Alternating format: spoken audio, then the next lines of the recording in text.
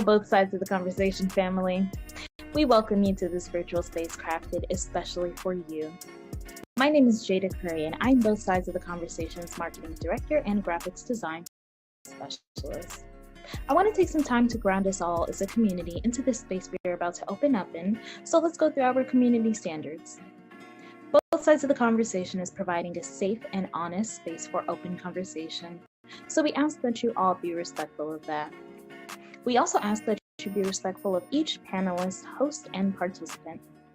We do encourage healthy debates and conversations. Don't personalize anything with anyone. This includes name-calling, bullying, trolling, or shaming. This will not be allowed or tolerated. Your perspective is yours. It is not a prescription. You do not have to agree, but show respect.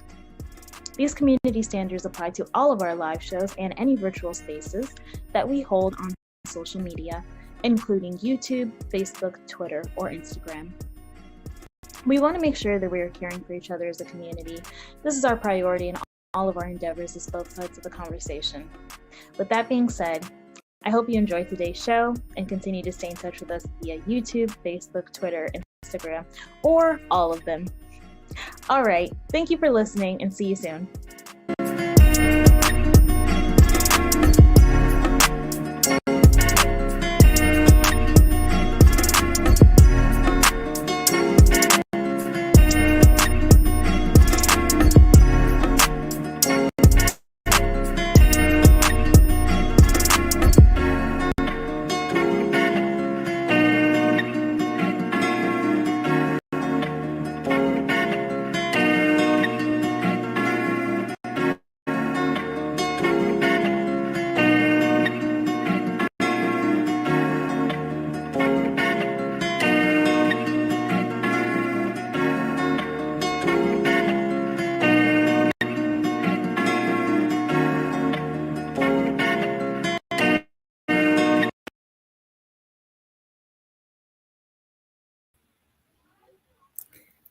Happy Sunday. Welcome to Both Sides of the Conversation. I'm your girl. I'm your co-host, Tony Rochelle, aka Pretty Tony.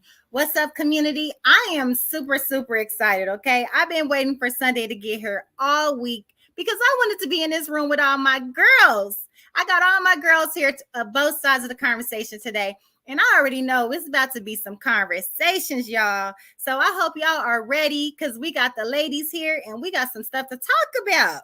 But you know how we do. It's Sunday's show, so we always got to get into our current events and tell you what's going on in the community. And I got my sister here. She going to give you all the tea. So y'all hold on. I'm going to bring her on up.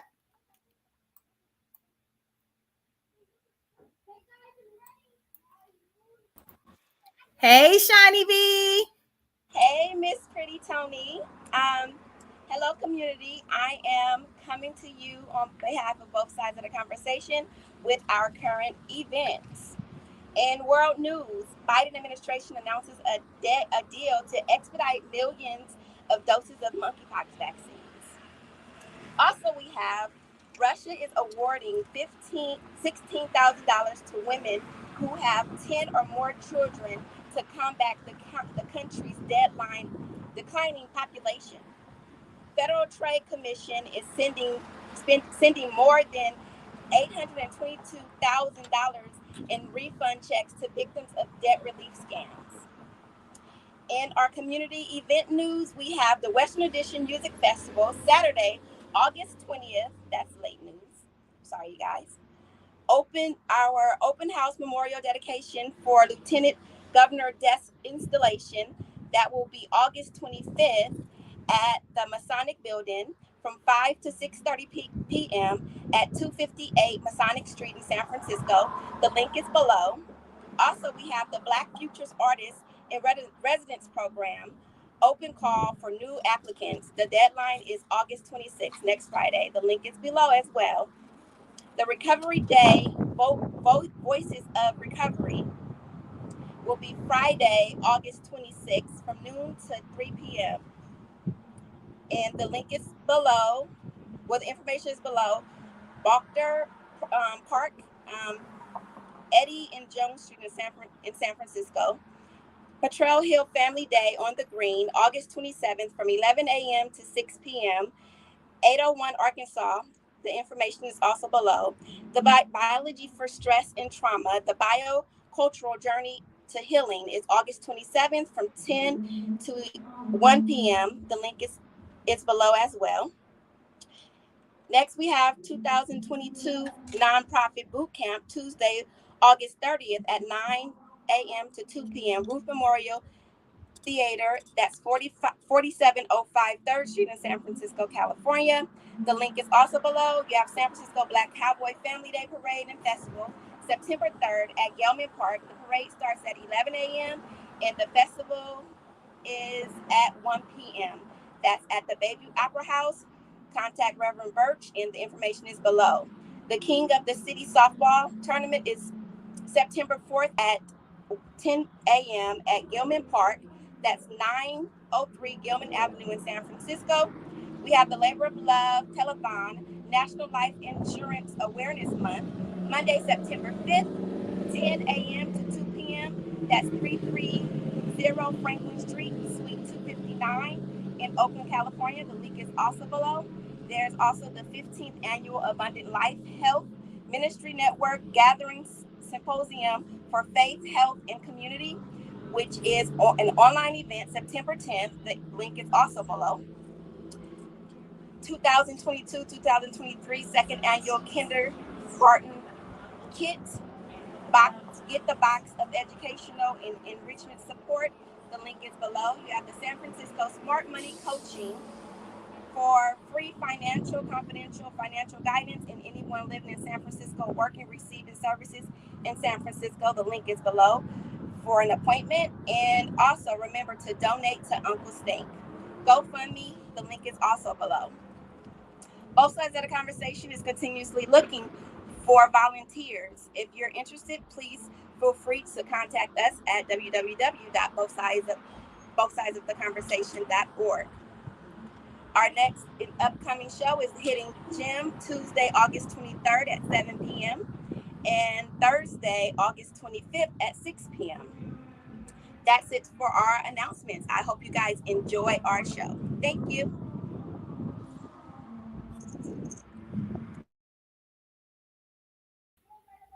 Thank you so much, Shani. Those are our community announcements and our events. So we about to get it going. Like I told y'all, I'm excited. We got the ladies in the house.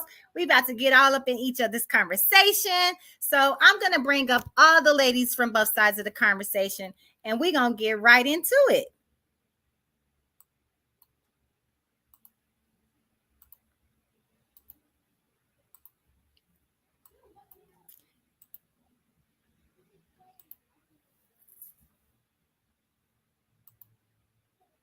Hello, ladies. Happy Sunday. Y'all got to go off mute, though, because I can't hear none of y'all beautiful voices. Hi, everyone. Hey, Happy everyone. Sunday. Hi, everyone. Happy Sunday. Hey, birthday girl. How's your birthday? How was your birthday? You turned up? Well, you know what? My niece got married yesterday, so I'm just getting up. But I'm happy to be here, and I'm excited to see what we're going to talk about today. Why don't you go ahead and introduce yourself and popcorn it to somebody else so the community will know who they talking to. All right. Well, my name is Iana Matthews, and I am the program manager here at Both Sides of the Conversation, and I will popcorn it over to Lynette. Hi, I'm Lynette, and I'm with the marketing team, and I'm going to go ahead and popcorn it to Yaya.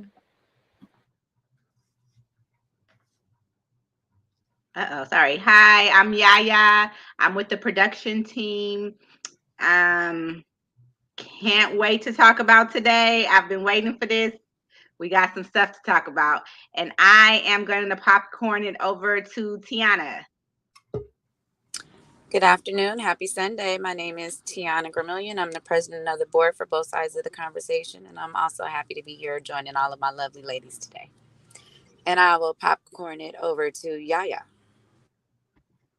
Excuse me, to Sakati is what I meant to say. Hey everyone, good afternoon. My name is Sakati Shah. I am the interim production director for Both Sides of Conversation, and I have been waiting like Pretty Tony for Sunday to come. I can't wait to have this conversation. I will popcorn it to Shawnee B. Hi, everyone. My name is Shani, and I am both sides of the conversation board treasurer, and I do many things. But yes, welcome to our segment of Ladies' Nights. Let's get it back popping, ladies.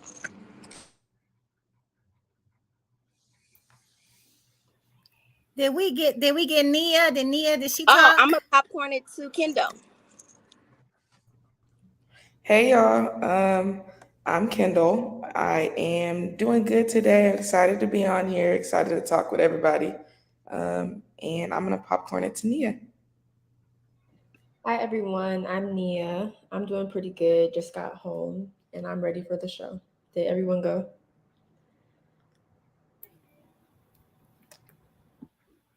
All right, community. So you heard all of our names. We here. We got chocolate, vanilla, mocha, caramel. We got it all, y'all. So I can't wait to see what we about to talk about. But I'm here today because I'm gonna just start off here. It's tough being a woman, okay? Not just a woman, but being a Black woman in America right now. We go through all this. I think I'm starting to go through menopause right now. Y'all, ladies, the ladies that's a little bit older than me on the line, y'all could tell me. I'm 39 and a half and 3/4, and I've been getting these hot flashes, okay? I don't know if that's the right time or if I'm tripping or if it's just a little hot in the bay. I don't know what's going on, but I wake up sweating. I get out the shower, I'm sweating.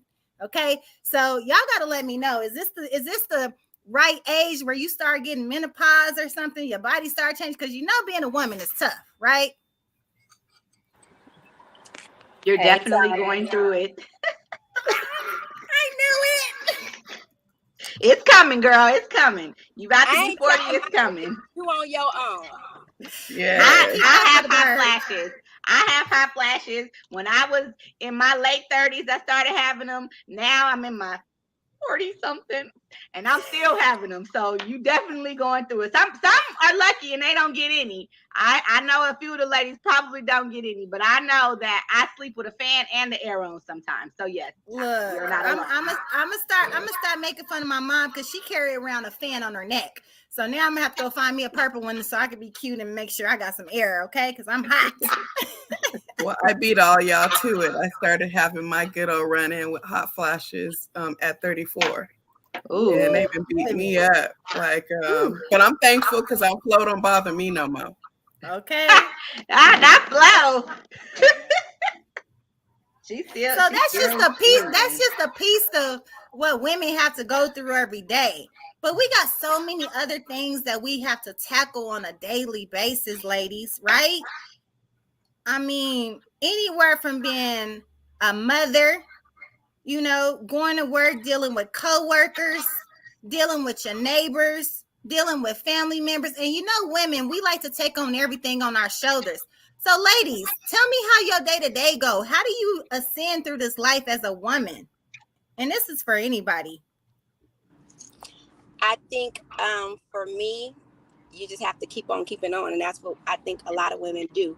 We don't have time to really complain, cry, because one, you have your children looking at you, and two, what is it really going to do? So you have to just keep going, because if you don't, if we get that time to pause, we may never get back to going. So you just have to keep going through every adversity, through every, just whatever you're dealing with and tackling in life. You just have to keep going. And I think that's the strength that we have as women, that resilience to keep pushing on, even through those hard moments, those tough moments. When we want to give up, we we can't, because we have the world on our shoulders. We have so many people relying on us. I'll add something to what Shani said. As a Black woman, day to day, we also have to make sure that we use everything we go through as a learning opportunity, so that when we go through this life, we won't go through this life angry. Because they already label us angry, mad, and upset, and aggressive. So for me, I'm learning to use everything as a learning, a tool to learn.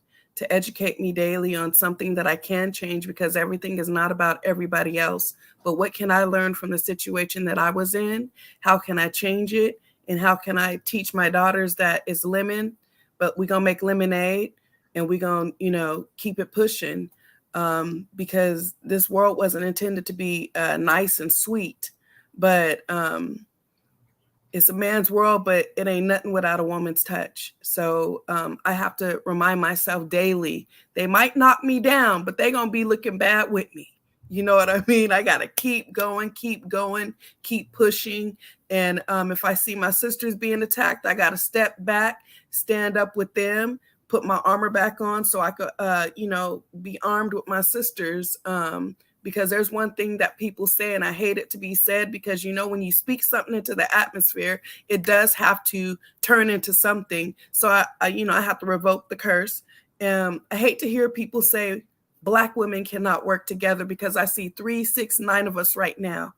And we some beautiful queens, first of all, but I do want to say that we are able to work together. We are able to accomplish together, and we are able to say, hey, listen, sis, I need to talk to you about this. That's what I love about us. I have a team of queens that I can call and say, hey, sis, where was I at on this? Can you tell me what I should have done better? And that's what keeps me going. That's what keeps me growing. And without them, I'm nothing.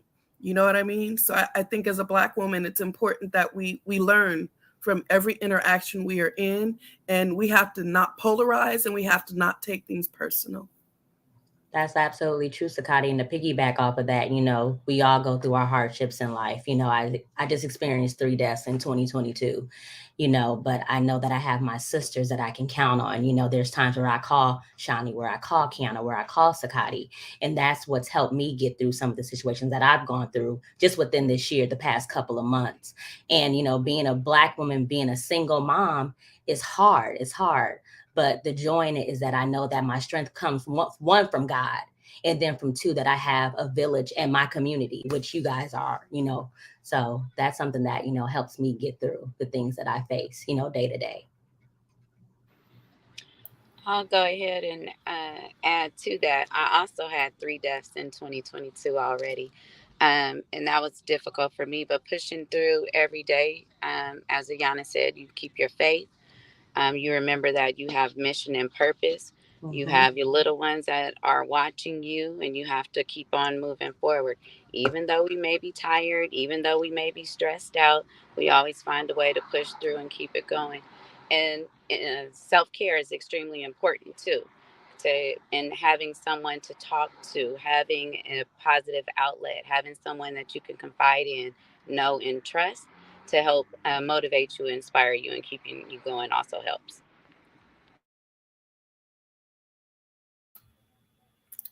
I was looking for somebody to say it, and it was Yana. She brought God into this. Thank you, Yana. Because without God, we can't do nothing. It's hard. I mean, some days I wake up, ladies, and I just want to scream. I just want to scream. And sometimes nothing don't be wrong because I'm just overwhelmed. I'm overloaded. Like the battery is not going out. You know what I mean? And people always saying, you strong. That's okay. You strong. You strong. Why I always gotta be strong? Like what is this? That's true. Help me. I don't want to be strong. And like Tiana said, self-care. I think we always punish ourselves or feel guilty when we take time for ourselves because we're pulled in so many different directions. And we feel like if we don't do it, who else will? So I have to burn myself out to get it done. And so, it's my birthday on Thursday, but my sister and my son, they surprised me with a spa day at the Claremont.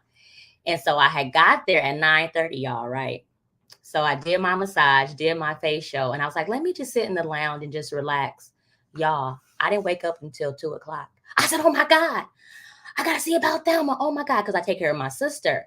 And so I felt so bad because I took that time for myself. And that's something that we have to be comfortable with and okay, because it's like if our cup isn't filled and full, then we can't be any good to anybody else. So it's like, stop punishing ourselves and just take care of us so that we can be good to our families and to our community.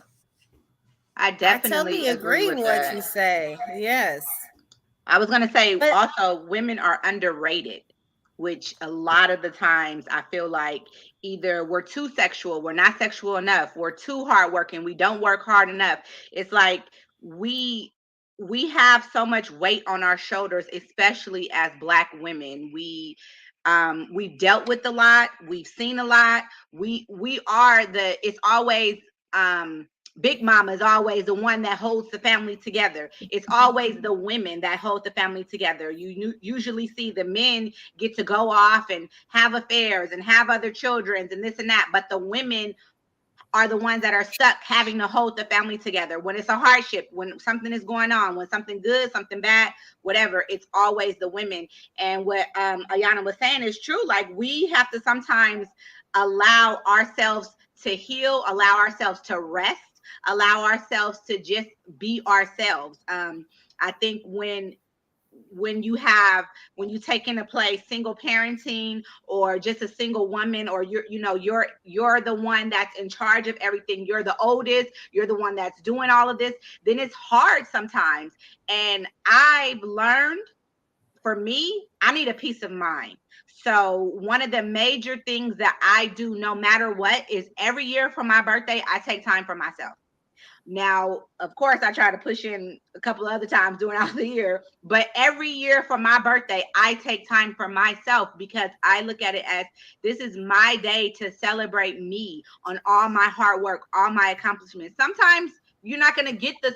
You always have a good support team, but sometimes you're not going to hear it as much as you would like to. So when I'm off on my birthday and I'm relaxing somewhere on somebody's island, I'm appreciating myself. I'm saying thank you to myself. Thank you for everything I've done. But then again, what everybody was saying too is having that sisterhood. I was trying to, and I'm still going to try to see if I could send it to you to play. It's a poem that for the life of me, I've been sucking on Instagram with posting, but her name is K Love the Poet, and Mary J. Blige reposted her poem. And when I tell you, the poem is titled Sisterhood. So I'm going to try to send it to you through YouTube. I'm trying to look for it on YouTube to send it to you to see if we could play a snippet of it. But basically, she is just saying how she has a core group of women that's her sisterhood. But she has, and that's what I think a lot of women either struggle with or don't know how to deal with, is that we have friendships, and we have friendships for different reasons. We have one friend to help us get through our marital or our relationship issues or lack thereof. Then we have one friend that could help us with our businesses or whatever we have going on that front. And then we have a friend that if we just want to go out to a lounge and have a drink, okay, I'm gonna call this friend. If I need to go shopping and relieve some stress, I'm gonna call this friend. So I'm gonna try to find it, but that, I think, is a big part of being a woman, is having another woman there to understand and know what you're going through. Totally agree with what you're saying. Can I add something to that, Tony? Mm-hmm. I think one of the biggest things that that is going around since Kevin Samuels is that we all expect a high value man. I'm not into the high value man myself. I'm into a high valued man as far as mind, body, spirit, soul, faith, but what a lot of men are expecting from us is for us to be the traditional woman while they walk around and masquerade in being the modern man. The issue with that is that they want us to feel safe and be in the damsel in distress mode where they rescue us. But at the same time, they're not ready for us to walk in our independence. Whereas, not that we don't need them, but I've been doing this by myself so long that it's going to take just as much time for me to understand. I can trust you. I have security with you, and I'm safe. And most men today are not understanding that. I've been taking care of house, home, mental state, and all of that without you. And now that I have you in my life, I have to be able to trust that if I put some of this stuff down, you're not only going to carry the bag, but you're going to secure our household as a total, not just on one front, but on all fronts. Because, you know, most men is like, oh, she need to submit. They don't even understand what submitting means. Submitting does not mean you walk all over me. Submitting means I understand that as a man, it is your brain is wired to focus on the house. Not me, somebody on the side and somebody around the corner, but our household. That you put me first and then the kids come after me. Your mama comes somewhere after that. But nobody is to come before your queen. And what most people don't understand, the most prized possession on a chessboard is the queen, because she continually has the king's 6, his 9, his 12, his 3. She has him. She guards him. She's got him. But who has her? And so we're walking in a myriad of emotion, of feelings, and we want to be able to trust that this man that we're giving our all to, that we're breaking down walls for, has us in all of those situations. Most women are not looking for somebody who has 6 figures. They're looking for somebody who knows how to maintain her mentally, emotionally, physically, spiritually. That's what we're looking for. And if we're going to bring it to a scriptural perspective, if you are not going to be the high priest of my household, what are you here for? You know, and most men don't understand that. I don't need somebody making 6 figures, baby. We could do it together. You feel what I'm saying? Because I was created to be your helpmeet. And as your helpmeet, I multiply anything that you give to me. You give me a seed, it turns into a baby. That's multiplication. You give me money, that turns into food, paid bills, and outings, whatever. You give me a house, I make it into a home. You give me your vision, I turn it into goals that have been accomplished, because that is what I was created to do. But when a man lacks vision, we don't have anything to do. And then we look like we want to be in charge of everything, when really today's woman, especially African-American women, baby, we want to put down being strong. I don't want to be strong anymore. I'm sick of being strong. I'm sick of carrying a man. It's like we are a lot of women, let me not say all, because I've ran into some good brothers out here now. These king's crowns is straight. They know what they're supposed to do. They know that their role is to secure their household. They know that they are to be the high priest. But for these guys out here who I call males, they're males perpetrating manhood. They don't understand their role. Maybe because they didn't have a male role model, and my heart is with them. But at the end of the day, you cannot tell me how to function in womanhood when you don't understand manhood, when you don't understand what your role is in the household. And that's what we're facing right now. You have so many males out here who think that they are grown-ass men simply because they have a penis, a job, and a place to live, and a car, and a bank account. That does not make you a man. Makes you a male with some stuff. But at the end of the day, if all that stuff does not bring me safety and security, it's nothing for me. And like, truthfully, I want to lay down having to be strong. I'm so tired of being strong, y'all. I had to be strong through brain surgery and had a whole man. Do you hear me? I had to be strong after I had brain surgery. I had to be strong after I came home from the penitentiary. I had to be strong after I, went through a whole slew of different things. I had to be strong when my baby went through brain surgery. And he ready to bounce out and go to the bar because he can't handle the emotion of it. But when does somebody be strong for me, for us? Then when we get on this job, we got to be something that we are not, because these folks don't want us to be strong Black women who have been forced to be strong because of crime bills that have put most of our men in prisons. So we have to be everything that we didn't want to be because of circumstance. Sorry to take up so much space, but that's just my feel on it. You know, most people don't want to tell it. Kevin Samuels missed the mark in that no man should ever call a woman a bitch, first of all.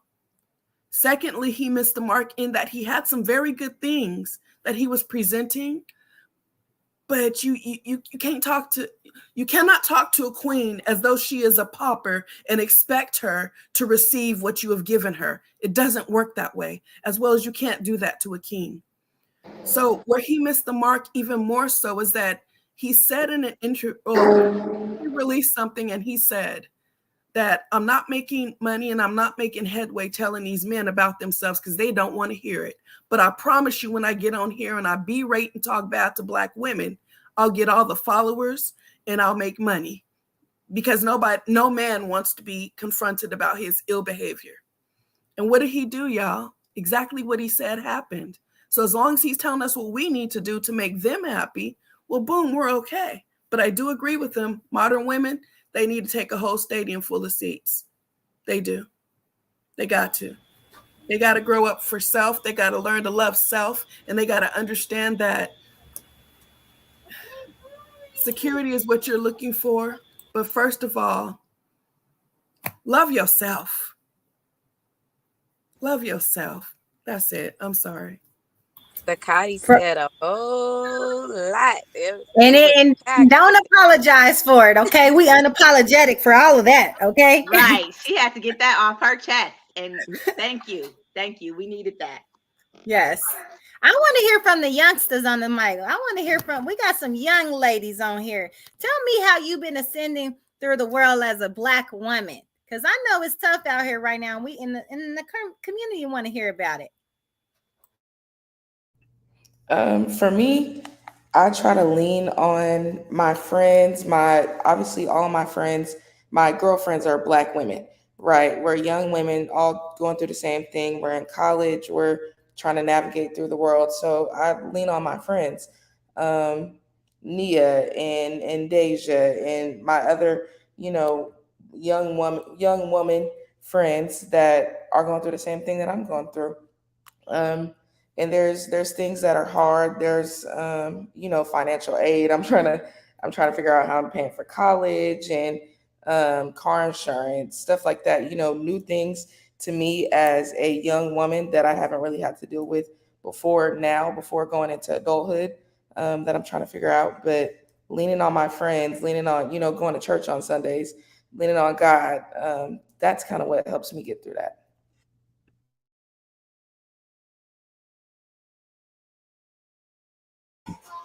Well, right now, I'm just a new mom, so I'm trying to learn all the roles of being a new mom, having an in and out father in his life. So right now, I'm just learning everything, watching like people that's closest to me, like seeing how they do everything. So it's different when you're watching without having a baby, like being an auntie in the life, watching your sisters and your brothers be parents, but then now like being my own own person to somebody, it's like hard. So especially being a Black mom, I'm seeing all the like the judging and everything when I go certain places or when I'm around certain people with me looking young, but really I feel like I'm not that young. Like I'm at a good age to have a kid, but looking young, I feel like I get judged a lot on top of already being a Black young girl. So, well, woman in this case, but it's just trying to figure out how to be that mom and wanting to be a perfect mom, knowing that there's no such thing as a perfect mom. So that's just my day to day right now, is just trying to figure it all out. Yeah, I want to piggyback on what Lynette said. I look at my friends, I look at my older brother, my mom, and I see that they all had issues growing up, like they had kids or they had people who weren't around. So I just look at them and I think they could do it, I could do it too. So it's good to have people around you that go through the same things, especially women around you that go through the same things. I heard God again. I heard God again. I love that. Now, ladies, where do you go to get that strength? Do you have like your one person that prays for you, or that like just know you and be like, T, I know you going through it today, girl. Meet me halfway so we can get Jamba Juice. What does that look like on your when those tough moments come? Like some of us wasn't raised with mothers, or we might not have sisters or things like that. Where's your deep place? Where do you go? So I'm blessed to still have both of my grandmothers, and I have my mother. I have a number of aunts by blood and extended family. I have a close group of cousins. There are about 7 of us total. And then I have my friends and other family. So I have lots of support, lots of people that I can go to if I need something. As you guys mentioned earlier, you kind of pick and choose which friends, because each friend has a purpose and a place. So you utilize your friends differently, and that's okay. Everyone should know their role and how they play a part in your life, where that is. So for me, for my inspiration, my motivation, my mom, I'm really close with my mom. I have a sister. I utilize them frequently. We have a cousins chat. We're going all day, every day. Jokes, inspirational quotes, movies, things like that. So that's how I utilize my family and my close network to kind of keep pushing through. I want to piggyback on that because recently, with becoming a new mom, I started to try to have my family more around each other a lot. I also just started a group chat with a lot of my nephews. I have a lot of nieces and nephews, so it's a big group chat. There's still some that's missing, but like talking to them every day is where I find like my most power to just keep going and going and going. As well as speaking to like my sister and my mom, and just family, really just having that family support that we had a lot of losses. So now bringing it back and trying to get that up, and then having my son there and just seeing like all the powerful people around me, and seeing how if they make it and they did it and they're still doing it, to reminding myself every day I can do it, I can do it, and just venting to people. And I feel like the topic that's going to come up a lot is having a certain friends, because now I want to add that again too, because you have those friends you can talk to, and you have some that you can't. Like, you just know who to bring business around and who not to bring business around, because you can't tell it to everybody. But having those ones that you can tell it to is what's gonna get me to just be able to get it off my chest and be like, okay, now I got it off. I know you're not gonna tell nobody. Now I can just be cool and just keep going.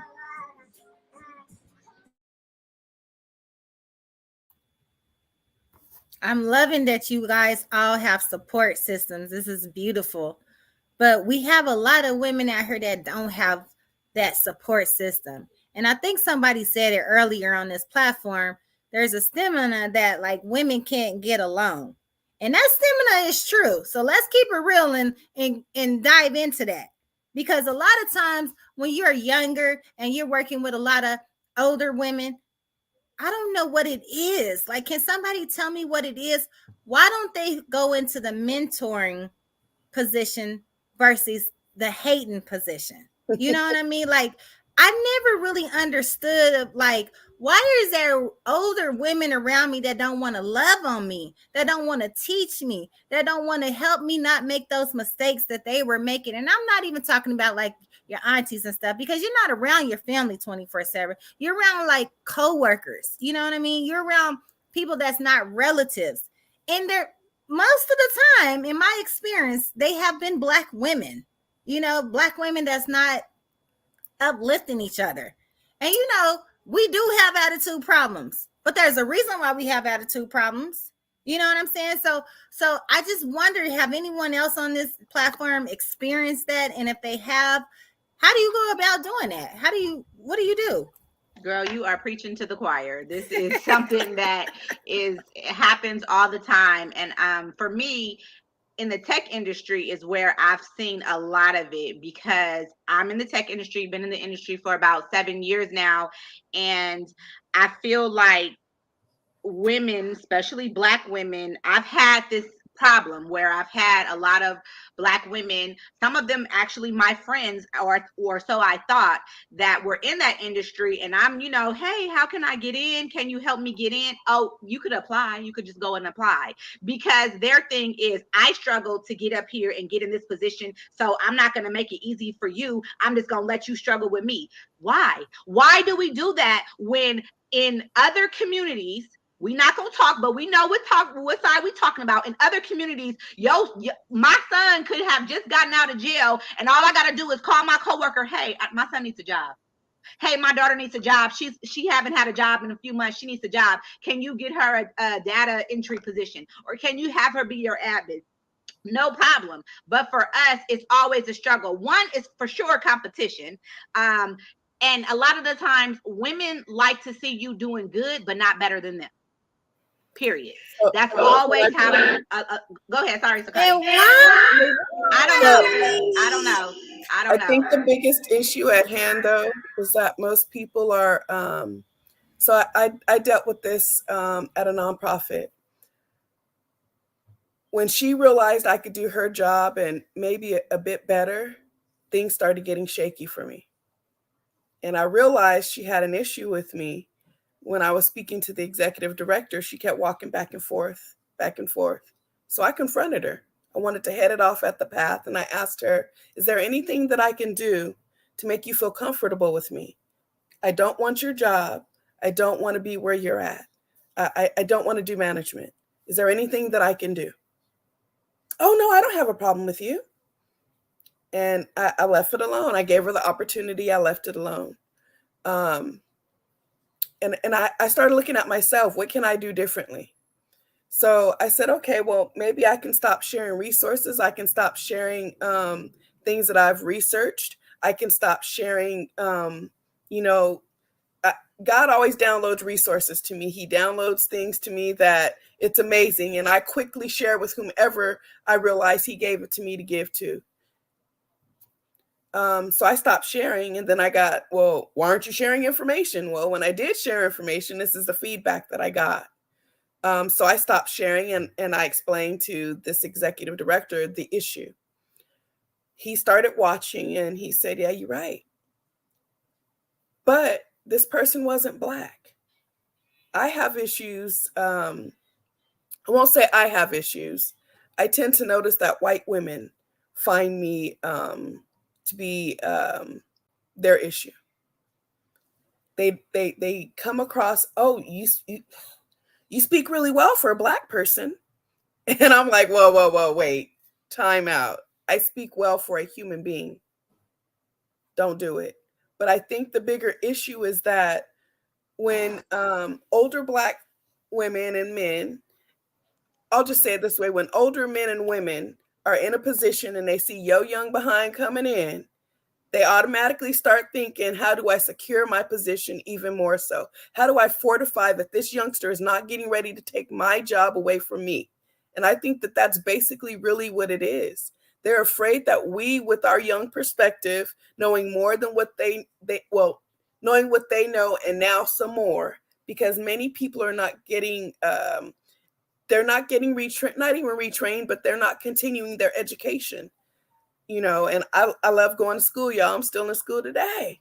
So most people do not continue their education. They don't hone their skills. So when you come in being young, don't be attractive too, because that's another problem. So when you come in, you young and you ready to do your thing, they're like, oh, here she come. They finna replace me with her. That's when you get the shade. That's when you get, oh, I'm not finna help her. Oh, I'm gonna be a monkey wrench in her plan. And I always tell people, and it's kind of bold sometimes, you cannot fire me. I am here until God has me ready for my next my next job. This is a spiritual thing for me. I'm going everywhere to get the knowledge, wisdom, and understanding that he would have me to give and to drop something off. And if there is nothing here for me to drop off, I'm gonna shake my feet off at the front door and move forward and take everything he gave me with me. But at the end of the day, they have a problem, Tony, when they feel like you finna knock them off their square. And they're going to do whatever they got to do to knock you off your square. But again, I was the one who said, we can work together. The issue that we have is that we repeat what other people say about us.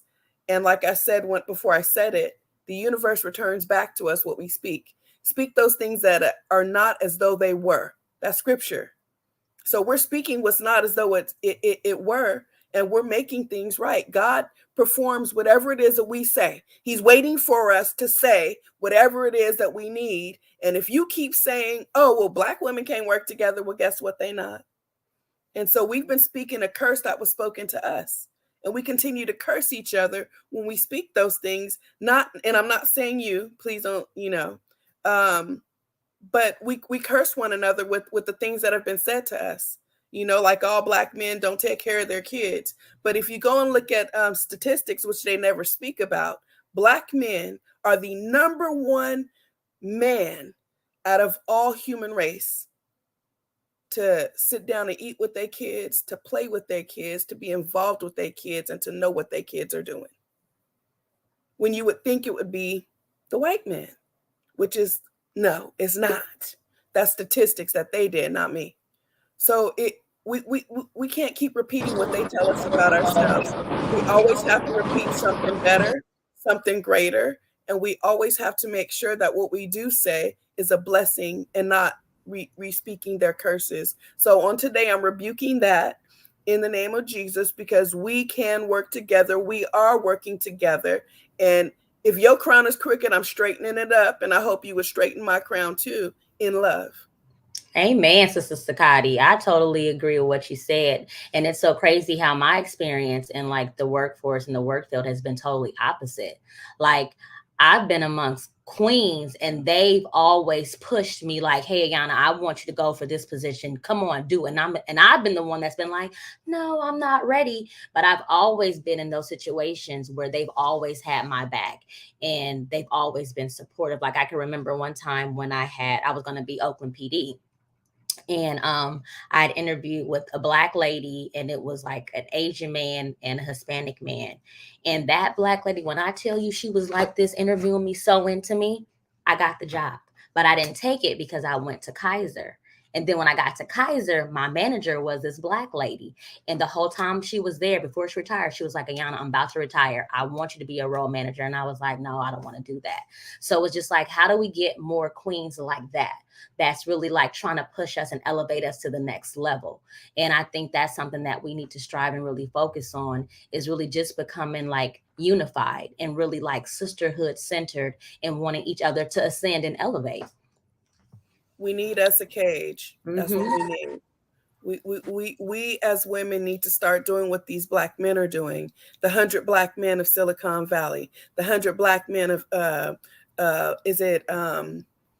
the Bay, whatever. They got a few of them, or like the brothers who were on was the it Kings, Tuesday? the Kings, right, Kings. Tony? Yeah, Kings Accountability Group.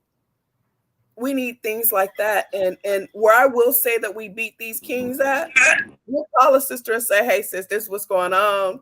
I'll like that, and like I had a sister I had to hold accountable. Well, he don't love me like I want to be loved. Well, sweetheart, he's paying your full rent, your phone bill, your lights, and still taking care of his son. What more? Right.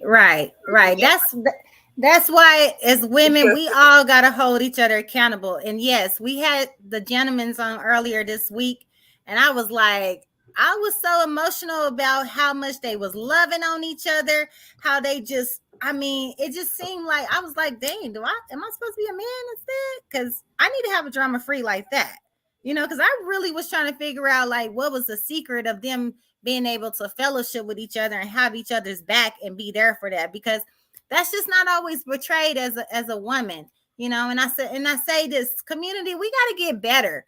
If you a woman, be a mentor towards a younger woman. You know what I'm saying? Take somebody under your belt and help them to ascend. Help them not make those same mistakes that we had to make because we didn't have nobody. Like, we got to change the cycle, community, ladies, Black women. And it was something you said, Sakati, I heard you say about being a black woman. I hear that too. You're very pretty to be a Black girl. Like, what? I'm a woman. What does that mean? But it's one thing for women empowerment, but it's also important for Black women empowerment. We gotta break those cycles. It's another topic that I want to talk about though.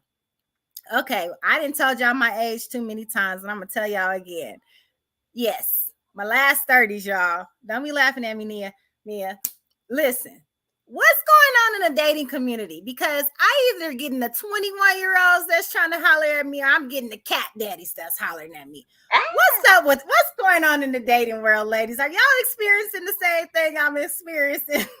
You better get you a granddaddy, Tony, and just be happy with it. I'm Just not trying to embrace call it. nobody Embrace the Papa. daddy. I Okay? can't have no Papa. Embrace now. Papa, because Papa's he coming at me too, and I'm just like, you know what? I guess it is what it is at this point. The guys in their 40s, they want the younger ladies, and the guys in their 60s, they want the 40-year-olds. So it's just like, what do you do? Listen, What's I going can't on, talk to ladies? nobody my daddy age or my grandpa age. I've really tried to do that, and then not unfortunately, but I had a son at a young age. So if you are under 30, I can't talk to you either. Exactly. So it's like I'm talking to my son or I'm talking to my grandpa. I'm not gonna say who he is because just in case he watching it, but I have somebody older that has been really trying to really been on my line about trying to talk to me, and I'm like, sir, you are old enough to be my grandpa. No, it's not. Like, where's your sons at? Where your sons at? You got sons my age. Where they at? Because this dating is for the birds right now. I don't know if y'all. I'm a queen on TikTok, and it's this. It's a meme going around that actually a preacher. I don't know her name, but a preacher was talking about it, and people have made it into their own memes. Like, I've had no sex. Like, that's what the preacher was saying. But like, that's where, let's be real. Like, dating in your 40s sucks. Either if you haven't went somewhere with somebody already, speaking for me, Yaya, it sucks. Like, dudes are weird. Dudes are weird. Like, I'm just keeping it real. Like, I've tried every part or every which way of dating there is. I've tried having somebody set me up. I've tried going back. You know how you do? Oh, I'm gonna go back with the old fling. Tried that. That didn't work. I've tried online dating. That didn't work. I've tried going. My problem is I don't want to go out. Let me get dressed, go out, go hang out with my girls, and get me a man. That didn't work. I don't know what the problem is. I know it ain't me. Because I get a few calling like, you the one that got away. I hear that more than I should. So what do you ladies think is the issue with regards to dating? Like, we're all different age brackets. What's your experience with dating? I'm gonna just kill the game right quick. Scripture You and says, your when friends should a go man speed finds a dating. wife, he finds a good thing, and with her comes favor from the Lord. When a man finds a wife. So you supposed to be going on about your business. I'm supposed to just be waiting. Doing your thing, getting yourself ready, building up to be the best wife that you could ever be in the world. But he never said we couldn't date. But I do that too. So like, at what point? But no, how long do you wait? My problem is I'm tired of the grandpappies. I'm sick of them. I'm tired of grandpappies. I do not want to buy the pins. I don't want to be trying to get no compression socks. I don't want to be dealing with no canes. I don't want to be doing none of that. Like, can you be able to run around the lake with me? Can we do some of that? I mean, Shikati, what was you saying, Shikati? That can outdo a lot of us women. I don't see nothing wrong with some grown seasoned men. That is my not the season. Okay? My new preference is over 50. Yes, over 50. I like them older and mature, know what they want, and they know how to treat women because they know what they want, and they already been through all that riffraff. So it is what it is. They don't set the standards. Some of these seasoned like collard green men and some wannabe thugs too. They some wannabe I mean, it all depends on what you attract. It all depends on what you attract. But I mean, I don't want to attract nothing. There's nothing wrong with some grown, seasoned men because they're out there.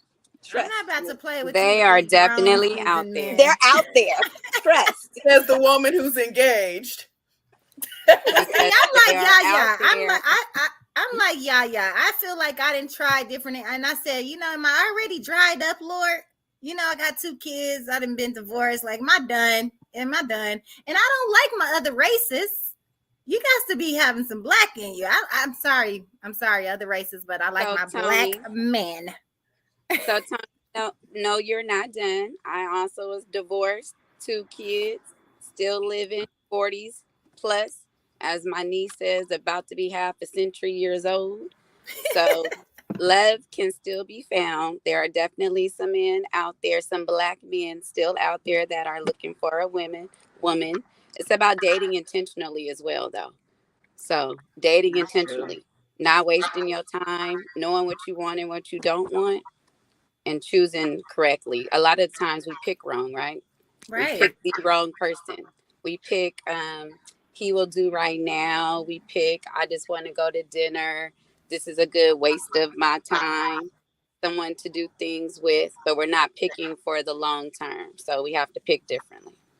And also, you're right about that, Tiana. Another thing that I've noticed in dating, don't get me wrong, I love my men. I be struggling with myself sometimes.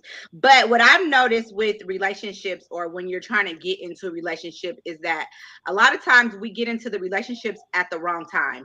And when I say that, for instance, me, I'm out of a relationship, been out of a relationship for 2 years now. So I'm dating. So I'm ready. I'm ready for if somebody comes along, I'm ready. Now here it is. I come across a guy that's fresh out of a relationship. He maybe wants to be with somebody, but not in that capacity that I want to be with somebody. And then y'all link up. That's a disaster. Or you have the one that that has been in maybe Tony's shoes. I've been divorced. It is what it is. And then you have somebody that's like, well, I don't want to get married. I'm not trying to get married, or I've been divorced. I don't want to get married again. Come across somebody that is like, I've never been married. I want to be married. So it's like trying to figure out that balance. Like Tiana was saying, like finding someone that is ready for what you are. And I think my dating process has been so short at this point because I could already tell if I know what I'm looking for, I'm not going to waste your time if that's not what you're looking for. If you're telling me in our conversation, you're telling me that I'm not looking to date, I'm just looking to hang out, or just kick it with a person here and there, maybe go to your house or this, and like if that's what you're saying, then I don't want to talk to you. That's wasting my time. But some people will be like, which what Tiana said, they might be like, well, at least he could take me to dinner.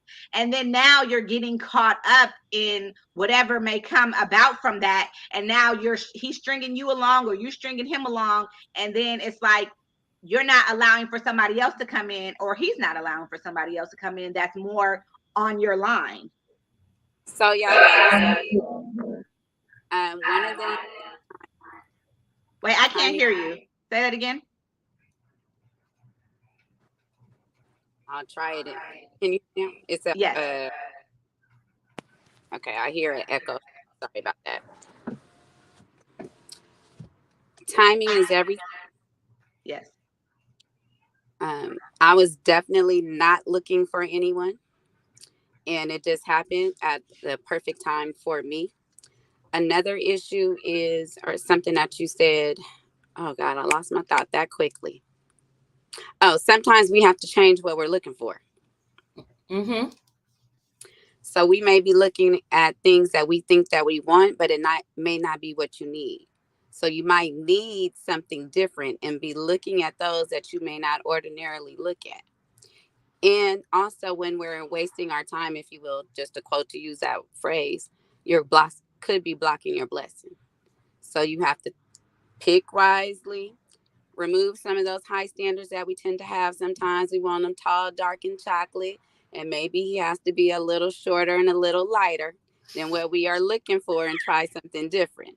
So we have to have an open mind, ladies. Yes, we do. Because you never know what other blessings are in that package. I agree, Tiana. You are absolutely correct. A lot of times we don't allow ourselves to vet the men that we're dating. We don't get a chance to know them, and then also their family, because I think that sometimes we can tell who a person is just by their family. Right. Because it's like you're not just marrying that person or dating that person. You're going to, because like the goal is to marry, right? Right. So you want to know what you're marrying into. I don't want a mother-in-law from hell. I don't want a father-in-law from hell. And then a lot of times too, like you said, Tiana, it's like we have these unrealistic expectations of a man. And it's like sometimes we don't even be right ourselves. It's like you holding this man to this high of a standard, but what are you? And so I just think that when we do more self-evaluation and just self-reflection on us, then we can start to figure out, okay, God, send me the man that's for me. And that's really what my prayer is always, God position me so that that man can find me and make me who I need to be for him and for us, and God got you. You just gotta be you just gotta have the right mindset. You gotta be right with you, right with God, and He's gonna bring that man for you. And I totally wholeheartedly believe it. But you gotta just get rid of some of the unrealistic expectations of what your Instagram man is supposed to be. And I think that's what a lot of us do today. It's like we see relationship goals and it's like, oh, I want that. I want to have matching Adidas outfits with my man. I want to get on TikTok and do these dance moves. But I do want to have matching outfits with my dude. I do want him to admire me. I do want that, Yana. But guess what? No, and nothing's wrong with that. But guess what? He may not want to do it, but for you, he will. You get what I'm saying? Because I want him to admire me. Yeah, I want to be admired. Is that too much to ask for? No, it's not. And that's why it says, what is the scripture, Sakati? A man who findeth a wife. When a man finds a wife, he finds a good thing, and with her comes favor from the Lord. So he's going to admire you. He's going to adore you. Right. He's going to worship you. But I don't think they're out there anymore. They are, like the dating world is complete. And I don't know because I was married for 12 years.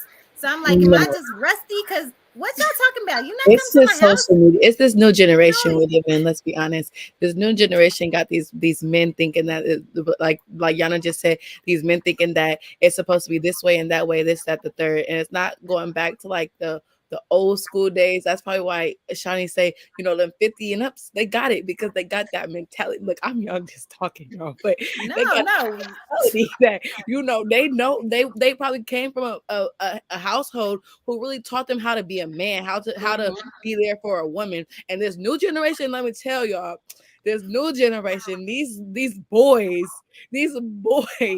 don't have that where they don't have that where, let me put my foot down and tell this. My mama taught me this is how you're supposed to treat a woman, this, that, the third. They be like, nah, you know what? I probably taught that, but I'm gonna go this route because I just want this and I don't want a relationship. I just want to be able to, get right to the point. And that's not what we want. At all. Okay, y'all. I don't know if y'all looking at the comments, but John is in here. John is blowing us up. He is talking smack. He need to be on vacation and quit talking. I'm just saying. But I will agree with He said, "I'm trying to get ready for the male segment." That's what he's trying to do. Look, see, segment. Right? He's trying to start some mess, but we said it's due to poor day. Hold on, y'all. Hold on. Let me let the community know what's going on. Community, I know you're confused. You see all this beautiful, all of this mocha on here today. And we know you're used to saying John Henry. We didn't push him out. He in Jamaica somewhere, in the water.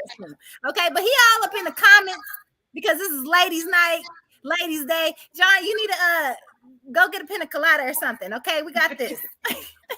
Go rub that way to their show. Right. And so the point that I wanted to make, and it's no shade or nothing to Tiana and Ayana.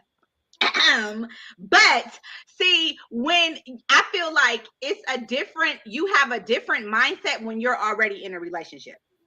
And like in the sense of you have that hope because you're there now. But it's hard speaking for myself, for me, who I was in a relationship for almost 12 years that didn't work in my favor. So for me, when I'm like, I'm ready, or I know what I want, or I have this standard, or it's this certain thing that I'm not going to bend on, or whatever the case, then yeah, I do. I'm all for the scripture. I know what the Bible says, but it's hard when you have grown men, older men, younger men, when you have grown men playing games, and you have these men that are out there that are like acting like they ready, or be on your line, in your DM, in your texting you, calling you, and then when you finally give them a chance and you're like, okay, what's up, they fly. Or when you guys were talking, I think Tiana was talking about standards, or your expectations of a person, or what you want in a person. I don't feel like you should have to bend so much. Like, I do get it. It's if you want a guy with green eyes and he come with brown eyes, that's that.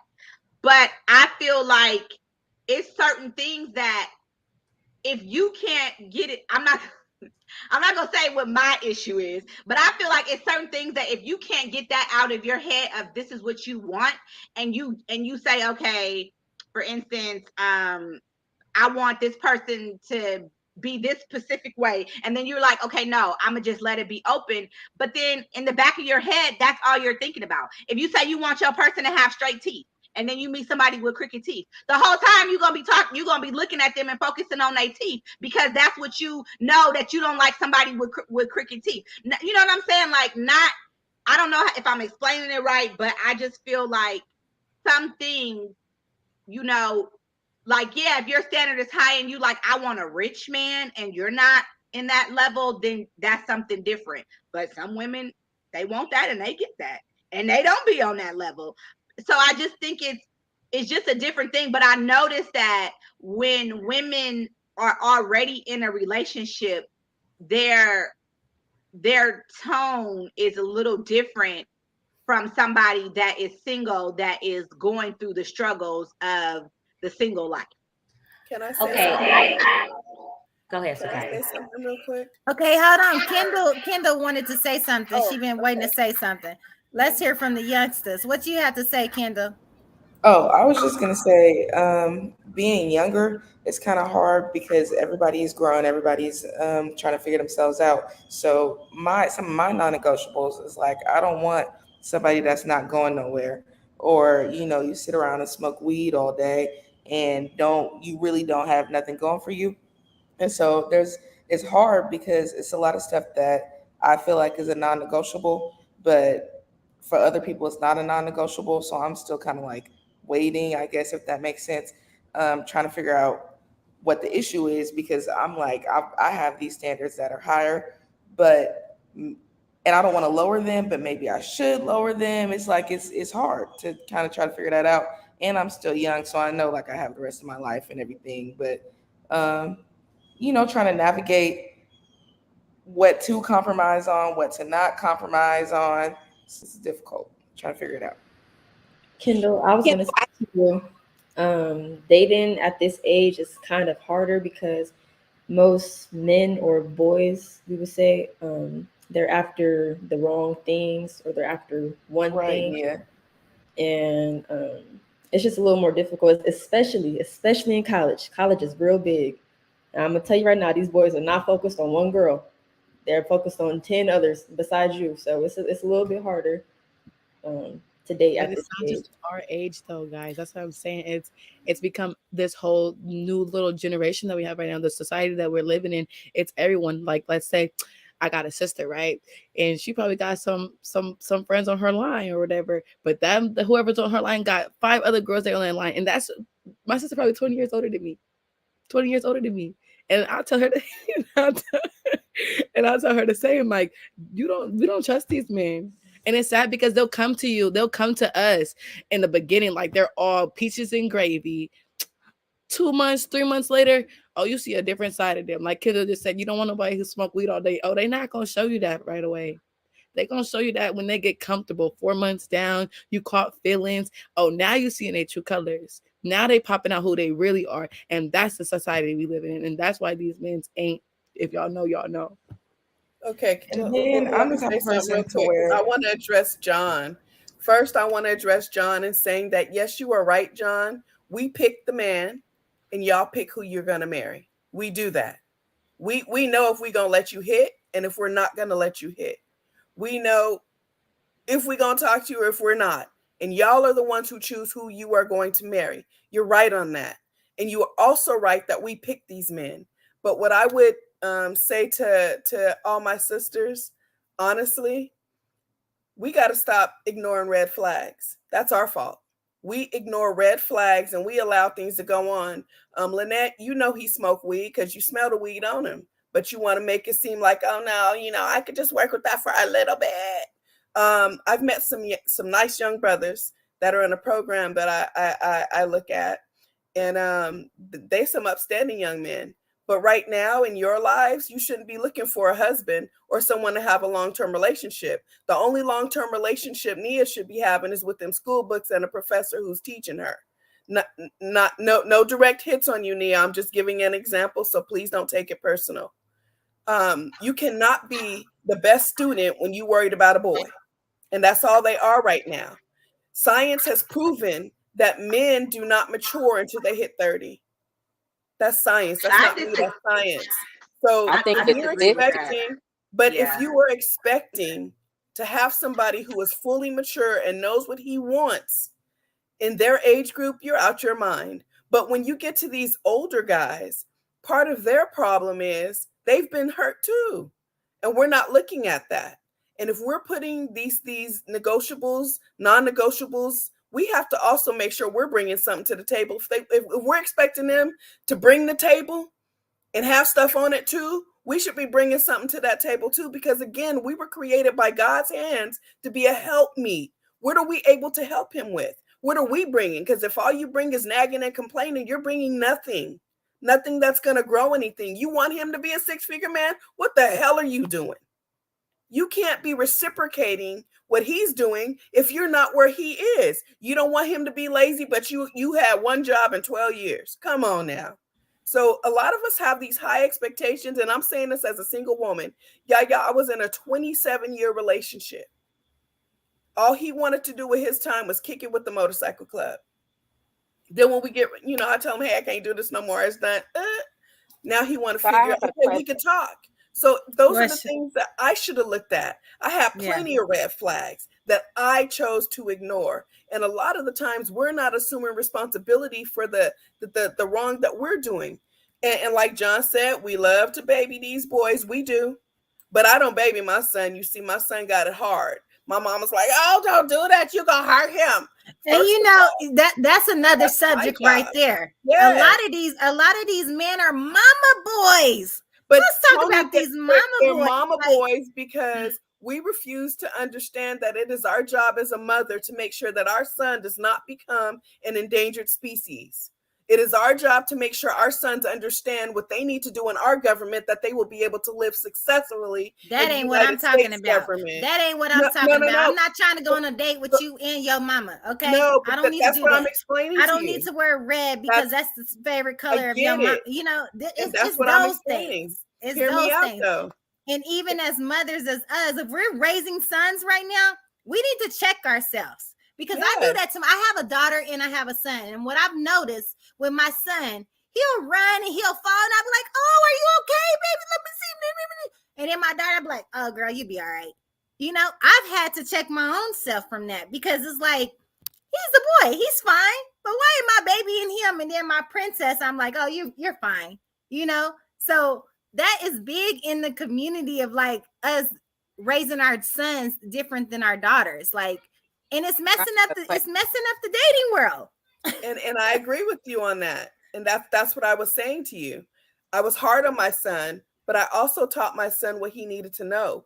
You were to respect this woman. You were to open doors. You were to treat her as if she is me. But this is where we mess it up at. When we keep our son's father away from him and think that as women we could raise a boy to be a man, we already messed up. It is not our job to teach a boy to be a man. That is why we have to make sure we find a male support group for our sons if we are single parents. We can't be babying him. Boy, you better get your butt up and go take this garbage out and get off that video game and go out here and go see if you can mow some lawns. That's teaching him that, hey, I got to support something. I totally agree with you, Sakati. I do. Tiana, you had a question? I do.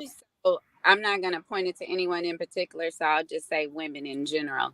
So why do women in general stay in these long-term relationships, lower their standards, and they're not happy? What is it about us besides being comfortable and complacent? That why do we stay in these long relationships when we know that it's not going to work out the way we may want it to? I stayed in the long-term relationship because I thought it would be good for my kids. And when I realized that I have to love me more than I love anybody else, I stepped away. That's why I did it. I think it's fear, and I think it's comfortability, and I think it's also how worthy are you to yourself? Like, like what I said earlier, I got a little bit of insecurity because I'm a single mother. I've been divorced. I'm embarrassed that I've been divorced. I'm embarrassed that for my own self. You know, I'm not like, oh, everybody, you know, but like, am I worthy? Like, who want me now that I've already been used and abused? So you got women like that that's like, oh, you know, I'm not worthy of getting a better guy than this. You know what I mean? He already knows me. You know what I mean? So I'm going to stay with that guy. Like, I've heard all kind of stories of why people stay in relationships for so long. Is it healthy? No. Why are we not deserving? Because whoever our daddy was probably didn't tell us this is how a man really supposed to love you. You know what I mean? Like, we're out here trying to figure it out ourselves because most of us haven't had dads or brothers or anyone to guide us through being in a relationship. Half of us don't even have great relationships with our mothers. You know, and that comment that you made earlier, John Henry, no, it's not just the man, it's the person. It's the woman and the man. Like, it makes two of them. But the biggest part of it is the mental health part of it. Right, T? Because we're not mentally stable. We don't know what we want and what we need because we ain't talking to each other. We ain't communicating each other. I don't know what your beliefs and your values are. So how I'm gonna be sitting up here telling you I love you and want to be with you, but I don't even know what you believe in until 6 months, 7 months later, and I'm realizing, oh, you like to hit women. Oh, you think women's supposed to take care of you. Oh, you think this, that, and then you already in too deep. And you start to feel sorry for yourself. That's my take on it anyway. Falling for the representative. But even when you in too deep, you can still run and start all over and it's going to be okay. We just have to realize that it's okay to start all over and to keep looking, find what we really want. And no, you're not used and abused, Tony, just seasoned and experienced. So now should have the lessons to know to choose differently. Right. I'm with piggybacking on what you guys said in regards to why women stay or why a person stays in a relationship. I feel there's a lot of fear too. Like you may have had a few failed relationships and you like, okay, I want this relationship to work. And then you kind of self-reflect on yourself. Okay, is it something that I'm doing wrong in the relationship? Maybe I could compromise a little bit more on this or that, or trying to, you know, make things work. A lot of people say, I think somebody else said, for the children. You're like, we have children, so let's try to make it work out. I definitely know that that's not a good reason, because in the end, your kids are affected by that. You may not think that, or you may not see that, but your kids are affected by that. But it's a lot of reasons. So I definitely applaud those women who are able to get out of a relationship that they're not happy in. Because when you look at the flip side of what I'm dealing with now in regards to relationships, it's like, well, heck, I might as well stay in a relationship, you know, have to deal with all the dating and the back and forth. And it's like, I could just stay where I'm at. And I think a lot of times that's where we are. Like, it's like that. Like, I think a man, of course, wrote this song, but he said it's cheaper to keep her sometimes. So, you know, sometimes that could be a issue too. I was looking at something I had saw online about dating in your 40s, and these were some of the reasons statistically why. I guess they did a survey on why women said that they're still dating and not in a relationship in their 40s. So one of the things was emotionally immature.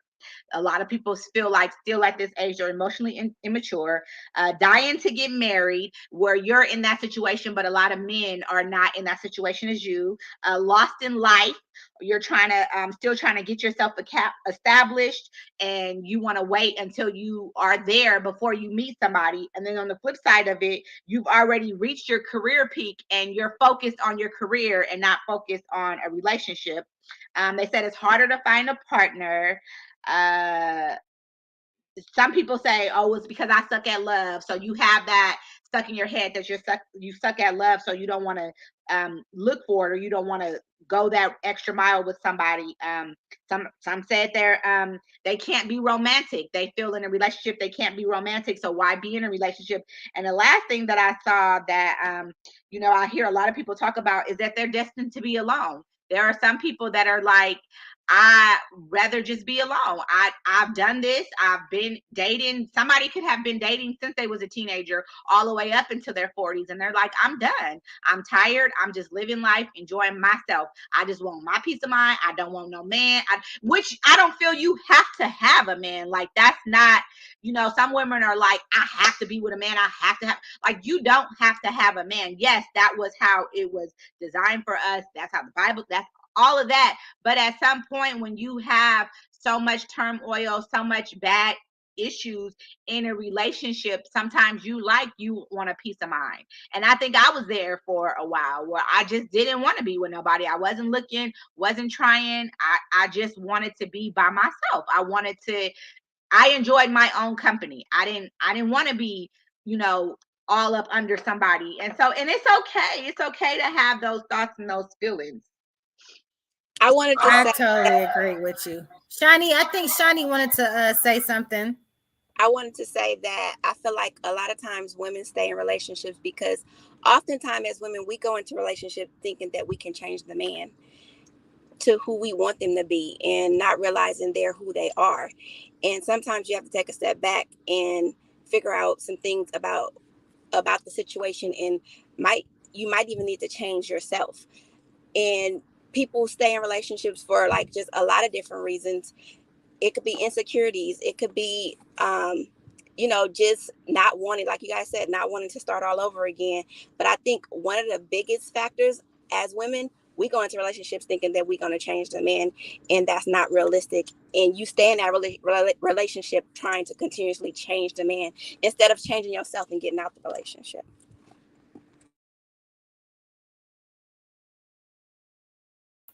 Ooh, I think we sparked some spikes on that conversation. I don't even remember what the question was, but it went on too deep.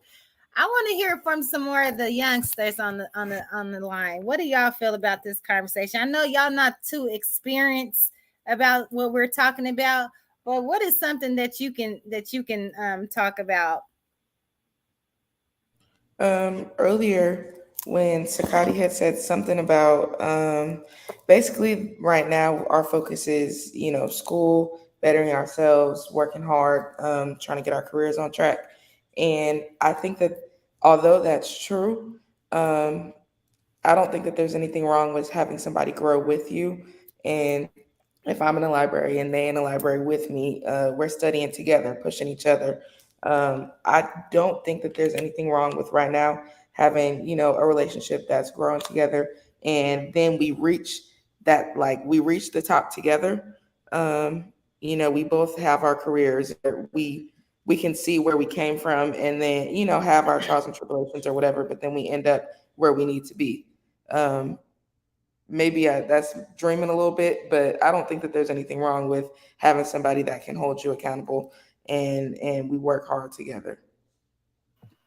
I can agree with that, Queen. My point simply was in college, it's tough to find a male whose mind is already together, who is focused on one female. I can remember my days at Texas Southern. Everybody found out that everybody was sleeping with everybody, and then everybody had to go get an STD test because everybody was sleeping with everybody. And I'm being facetious in a sense, but it's one of those things where you're figuring out who you are. And as you're figuring out who you are, somewhere down the line, so I'm gonna give you my perspective on what I did. I dated somebody, thought this was, I done hit the mother load, it's on and popping. A few years down the line, and we were both going in the same direction. I realized that a few years down the line, we weren't going in the same direction. And nobody could have told me it would be different. And then it ended up being different. However, I can't say to you, Kendall, that that's not what it won't be, or this, that, or the third. But what I am saying is your first focus should be on you, figuring out who you are, figuring out where you want to go, not being, and so when we are in a relationship, we begin to do that which causes us to compromise what it is that we want for the sake of our relationship, our partner. So when you're in college, there's no time to be compromising when you're supposed to be studying so that you can get your degree and move on. So when you're doing that, you're taken away from study time. That's just how I had to do it after I realized what was going on. So again, I'm not saying you can't have a relationship, don't have a relationship. What I'm basically saying, honestly, is be real with self. And as you're real with self, that'll make him be real with you. And make sure that you pay attention to all red flags. Do not say, oh, he'll change.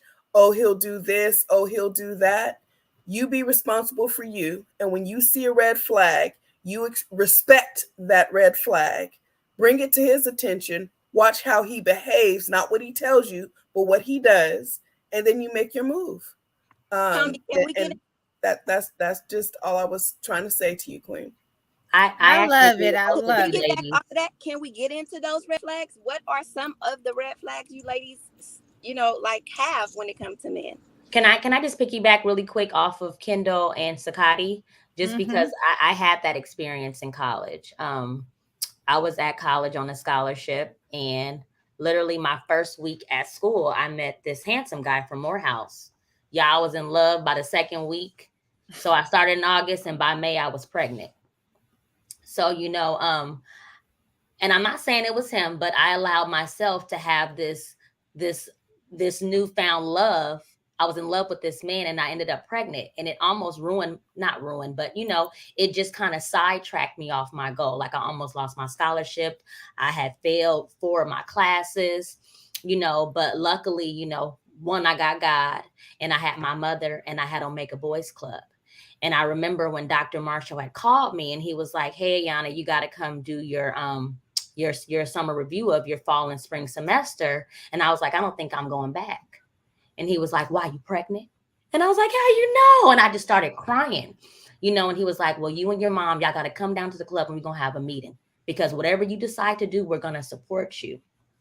So I think, Kendall, with that being said, it's just being mindful. Of course, you want to some people find love in college, because I know about 4 people who found their wife and husband in college. That wasn't me, but, I got a blessing, which was my son, out of the situation, but it did set me back. Like I think I was a semester back from graduating with my class. But the end thing is that, we go to college for a certain purpose, and our purpose is to get our degree, to get our education, make those networking connections and things like that. And some people find love. I found a baby. So just keep that in mind as we're growing and learning. Because I was going to piggyback off of that too, Kendall, that I've seen a lot of good stories of people from college, where you have the situation where you're in college, you're becoming an adult, you're moving out on your own, and now you have somebody that's going through the same struggles with you, and you guys struggle together, and then you blossom together. So there is, there has been some bad stories about the whole college experience, but I've seen a lot, and I mean a lot of good stories, almost to the point where my father actually said this to me, and it kind of like hit hard, is that this was like around my 30s. He said, yeah, you're not married because you didn't find your husband in college. And I'm like, what? And I still don't know how to feel about that, but I have seen couples that were in college, they saw the struggles, they struggled together, and they made it out, and now they're together. I don't think it's for everybody, but it's not, I don't think it's when you find love, you find love. There's no time frame, because you could have a high school sweetheart. I know people, and that's what I was gonna say. Yeah. So I think when you find love is when you find love. But it's like you said, being mindful, knowing what Shani said, what are the red flags? What are some red flags? What are the red flags that you're visible to? And what are the red flags that you're not visible to, that you're avoiding, or that you don't want to see, or in a situation? I mean, there's tons of red flags that we'd be like, after the fact, we'd be like, okay, I knew that was a red flag. I knew that was a red flag. But what are some of the ones that are there that you see, and then you still are like, but he cute though, like what are those ones that, or what are the red flags that you're willing to keep going. Yeah, keep going. I'm gonna keep going. He may not have a car, but he got a good job and he take care of me and he pay all the bills. So I'm gonna give him a ride. I'm gonna give him. I mean, if that's you, you know what I'm saying. So like, what are some of the red flags? A red flags, I think, is also like how they treat their mother. Like I wholeheartedly believe that. Like this one guy that I dated, who Jesus God in glory, the way that he would talk to his mother, he would treat her as if she was his wife. He would be like, "Mama, where's dinner? Where my food at, Mama?" Then he'd be like, "Yana, you need to go over to my mama's house and learn how to cook with her." No, I'm not. I'm not doing that. We're good. Here's a hot dog for you, sir. You know, Or like how a person treats their mother says a lot about them. So I think that's one of my biggest red flags. And then also if they have children, that's another red flag for me. If they're not an active father, if we're dating and I have not seen your child, if we have not taken that child to school, if we haven't taken that child out to wherever, I got a problem with that, because you're not going to be around my child more than you're around your own child. I got a problem. No. There you go. That was the button that you pushed right there for me. How do you treat your kid? It's not in all of what you said, Yana, but also how do you just treat people in general? Yeah. You know what I'm saying? We're going out on dates. I'm a very friendly person, so I always smile at people. Hi, how you doing? Oh, you look cute, girl. Not to say you got to do all that, but it's just like, how are you a people person? Like, how do you treat people? Period. Do you litter? Do you throw stuff out the window when we driving? You know what I'm saying? Like, are you a scammer? Do you want to take the cheap way out of everything? I mean, it's so many things. Gosh, it's so many things. But I also wanted to mention something earlier that someone said when you were talking about the high school sweetheart. I'm from the South. Okay. In the South, it's a lot of people that stay with their high school sweethearts. And they've already mapped their life out together. And they're like still together. They've been together like 20, 30 plus years because that's just what it is. So piggybacking on, like, I just think it's all about timing and who the person is too. Because some of us, like, what if you didn't never go to college until like 5 years after high school? Or not at all. Or not at all. Or a scenario like myself, I went to college, but the guy I was dating, he was my high school sweetheart, and I was madly in love throughout college. Everybody know that. But my scenario, I wouldn't say that it turned out bad because I got my son out of the ordeal. No, we didn't get married. We were engaged, but I think it's to each his own. I still stayed on track when it's time for me to go to school, and I lived on campus. I had my own apartment. I had my own little family. All my college friends would be like, "You have like a little family," and I did, but I didn't let that deter my focus and what I was doing. And it was stressful being in a relationship and being in college, but I think it's to each his own. So you just have to do, and this is to our younger ladies who are in college. You just got to do what works for you at the end of the day, and make sure you stay and focus on your goal.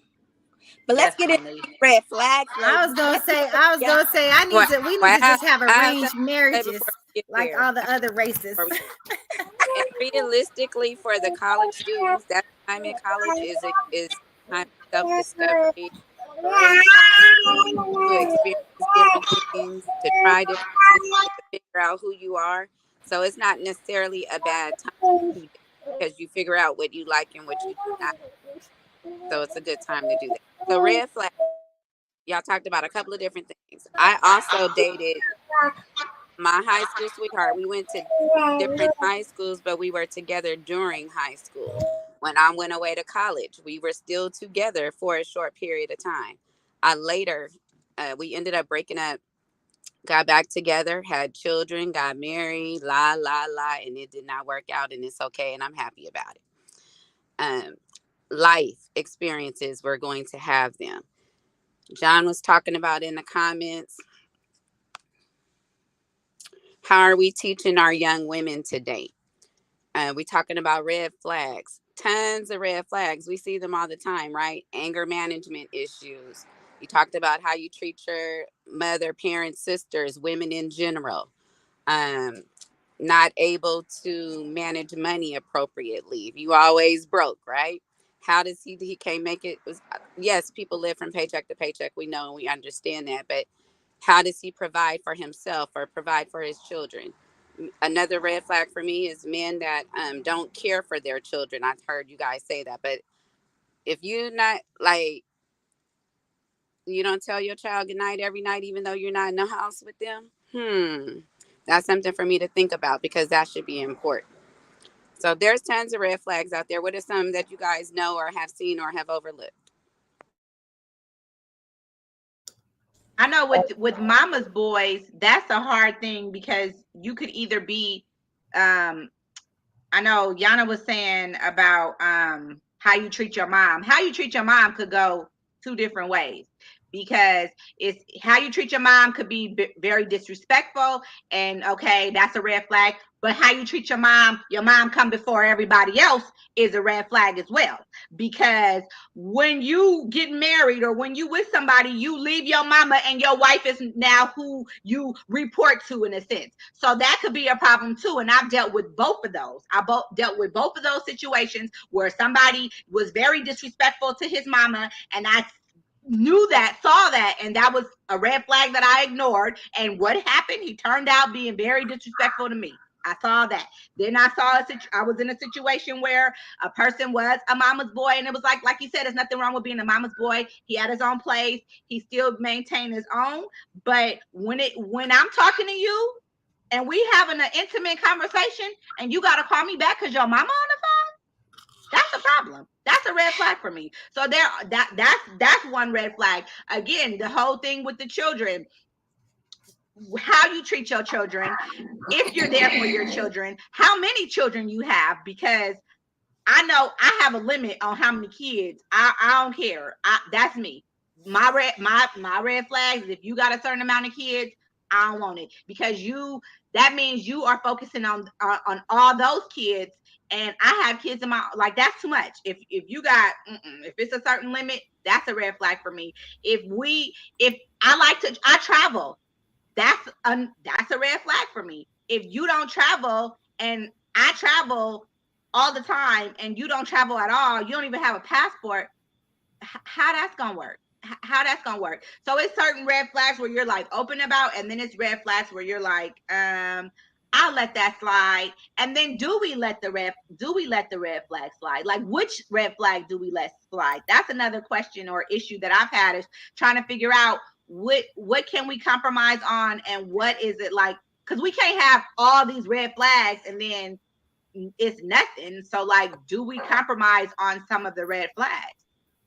I was gonna say something real quick. Go ahead. I've heard a lot about, how you treat your mother and your family, but I also think that a red flag would be how you let your family and your mother treat you, or treat the person that you're with. I think that a relationship is between the man and the woman, or whoever the relationship is with. It's not the family's relationship. So the family shouldn't have every say in our relationship. I understand, like, say if your family don't like the person you with, they have their opinion, whatever, but that's their opinion at the end of the day. Maybe they could even be right, but that's for you to decide. I don't think that if that person lets their family butt in on a relationship, that's a red flag for me. Oh, definitely. I got a red flag. I don't come into the relationship telling me to wear my hair straight, and I like to wear my hair curly. Oh yeah. You know what I'm saying? Yeah. Don't come over here telling me that, oh, you can't wear low cut shirts anymore. But when you met me, I had on a low cut shirt. So controlling, yeah. Controlling. It's the controlling thing. You know your every move. Where you at? Being a narcissist. Who you with? Yes. Yeah, that's a bit much. What about for the younger ladies? What do you being still out there, still, not really experience a lot of life? What are some red flags for you ladies? I was going to say what Shauna just said. She said being a narcissist. And I've dealt with that at a young age, too. That was just a couple years ago. I've dealt with a narcissist. They made everything about them, and it was really irritating, and it led to us not being together anymore, all because I was the toxic one in the relationship, and it just ended up not working out. Well, that was good of you to notice that early and remove yourself from that situation, because when you're dealing with a narcissist or a relationship where they're controlling, over time is going to turn into something else. So it's key to, like we said, red flag. Like I think it was Kiana said, which ones are negotiable and which ones aren't, because you're going to deal with red flags in relationships. Like things that red flags to you, they're going to come up. But another thing that's a red flag is when a guy, you might think, oh, he just want to see what I have on, but it's trying to be controlling with, oh, what, want to see what you're wearing, and oh, well, you going to what place at what, like, just want to know your every move, like that. And I don't like people like that. Like, what you doing, where you at, like those are red flags for me. So I give driving out, so stuff like that are red flags for me. I have a All big red right. flag. Well, I ladies, cannot stand we Tony. talked a lot about relationships and things, and I want to get to some more topics that we want to talk about before this show is over with. One of another topics that I want to talk about as being a woman is the beauty world. How do you guys feel about the beauty world? I mean, it ties into the dating world as well. Like we got a, what was that? Maybe like about 5 years ago, like we had a transition with Black women. We started becoming more natural. Y'all remember that?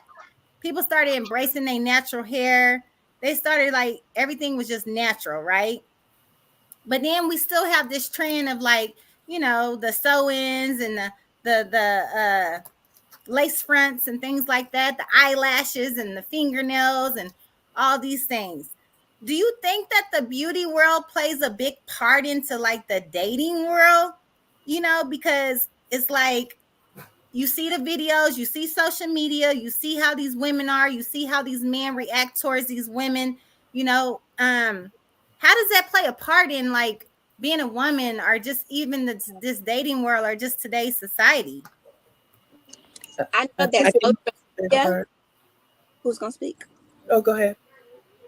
I know that social media plays a part in that, and it make a lot of women insecure because you have this, everybody getting a BBL, everybody wearing lashes, and some people are not, are more natural and they don't do all of that. But it always makes you question, because men tend to flock to the big butts, and just, it's a look. But when all that's at nighttime, when you turn all that off and you wake up in the morning, he gonna wake up to the real you.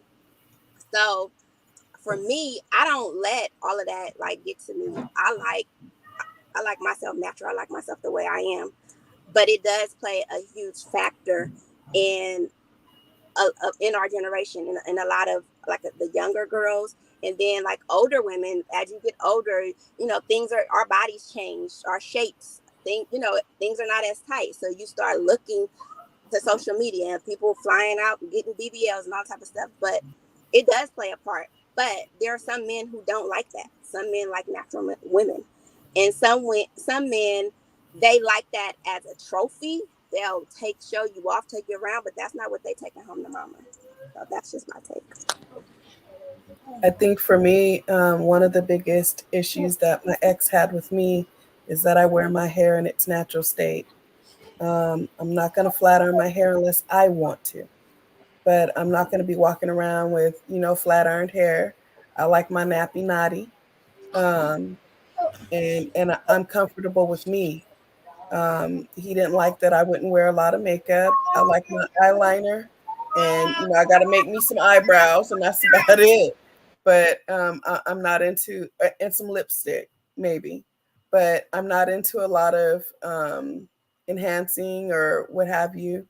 But I do think that with the onslaught of the social media, with all the BBLs, like you said, Tony, like to see a whole post with 26 females needing wheelchairs at the airport because everybody was coming back from getting a BBL, that's shameful to me. In the sense that for me, I wonder if we are lacking self love first. Because when we love ourselves, we love every curve. I like every dimple on my body. You know what I mean? And if somebody else don't like it, that's their issue. I'm good with me. So it for me, it's a lot of not loving your own self, not being comfortable in your own skin. And then too, we also as Black women have to watch how everything looks like. If it's white, it's all right. If it's Black, is whack. You know, we don't see a lot of us represented on commercials, on social media ads. We see more skinny white females, or even now Victoria's Secrets even has so-called plus size models so that we can feel like we fit in, but they don't look like me. So I think that at the end of the day, we have to be good with self and not allow social media to dictate to us who we should be and what we should look like. Because ain't nobody else gonna walk up looking like my sis Yana. Ain't nobody else gonna walk up looking like my sis Tayana or my sis Shani or my sis Nia or my sis Tony or my sis Yaya or my sis Kendall. Nobody can nobody and nobody else can embody your each individual's beauty. Nobody. But And That's Sakati, so true. Oh. go ahead. No, that's so true, Sakati, because if you just look at like history in itself, like if you think back to like the 90s and how Pamela Anderson, that was like the poster child for how to look, you know, the breast implants, the blonde hair, you know, then and then being paper thin.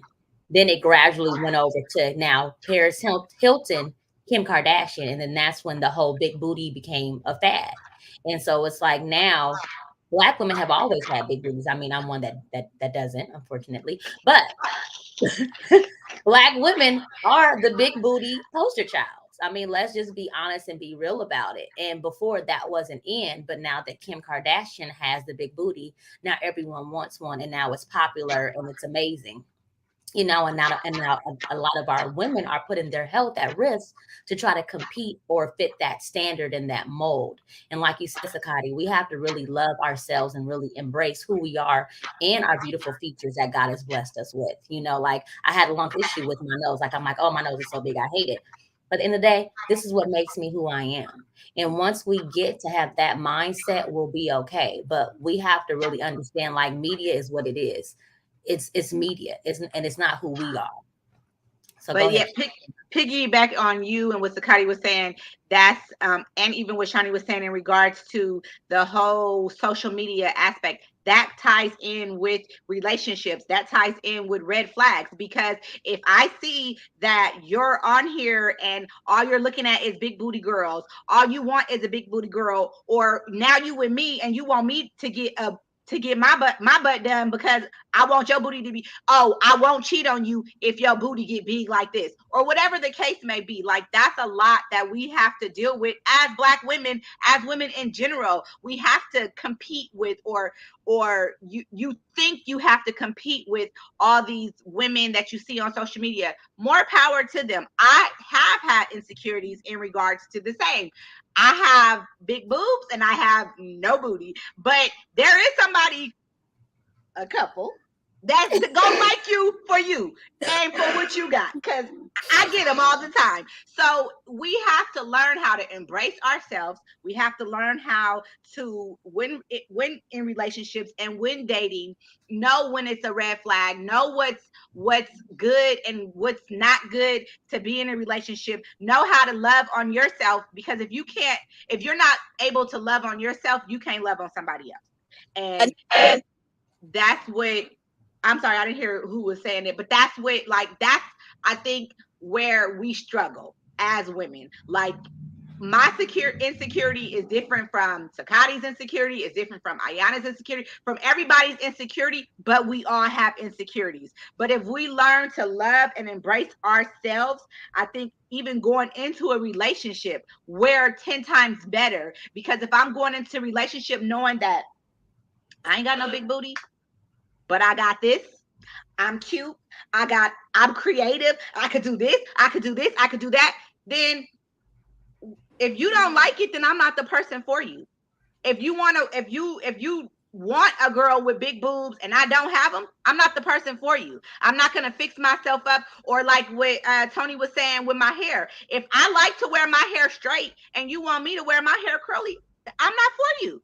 I'm not for you. If you want me to have a short haircut and my hair is long, I'm not for you. And those are red flags that we have to stop avoiding because he's handsome, or because, I think someone said, you feel like even when you're stuck in like long-term relationships, you feel like you could change a person, or you feel like he wasn't like that with her, but he gonna be like this with me. No, you need to see that as a red flag, and see that as, what that person is lacking. Like, so a relationship to me is the same as an interview. You're trying to see, when I go into this interview, I'm not, so when I was younger, I used to go to interviews and it used to be like, okay, do they want me? Ooh, I want them to want me. Ooh, can they want me? Okay, that's it. No, now when I go to interviews, I'm interviewing you too, because I need to know, are you a good fit for me? Are we going to be a good fit together? Some jobs, you get into this job and you knew off top, red flag, that this was not a good job for you. Same with a relationship. I knew in a relationship that this man had 5 things that I did not like, and yet I still got into this relationship because I didn't want to be single, or because, my cousin's going on a couple trip and I need to have a man, so I'm gonna get. But you knew that. So when you're getting into relationships, we talked about family, we talked about kids. All those things come to play. How good is he with his kids? How good is he with his family? Is he around his family? That's gonna let you know if he's gonna be around your family. So those are things that I feel like we lack sometimes, that we need to focus more on. Ladies, this has been such a phenomenal show. We got a little special treat that we want to show you guys. Yaya, you got your video ready? I do. Okay. So this is what we're gonna do, ladies. We're gonna let Yaya show this video, and then I want to give every woman an opportunity to leave this show with some closing remarks to get to the community. So after Yaya shows her video and she does her last remarks, and she's gonna popcorn it to someone else, and we're gonna do our last remarks, because these conversations has been heavy. Okay, like, I hope the community know how we feel. And if you ever want to come on both sides of the conversations and tell us how you feel, make sure you go to our website, tap into all of our social medias, because these are the conversations that we need to be having in our community. You ready, Yaya? I think so. Can you see my screen? I can see your screen. You see the YouTube? Yep. Okay, let me go ahead. Okay, so this was the poem that I was saying, which is by she goes by K Love the Poet, and this is about sisterhood. So let me play it. Okay, let's see.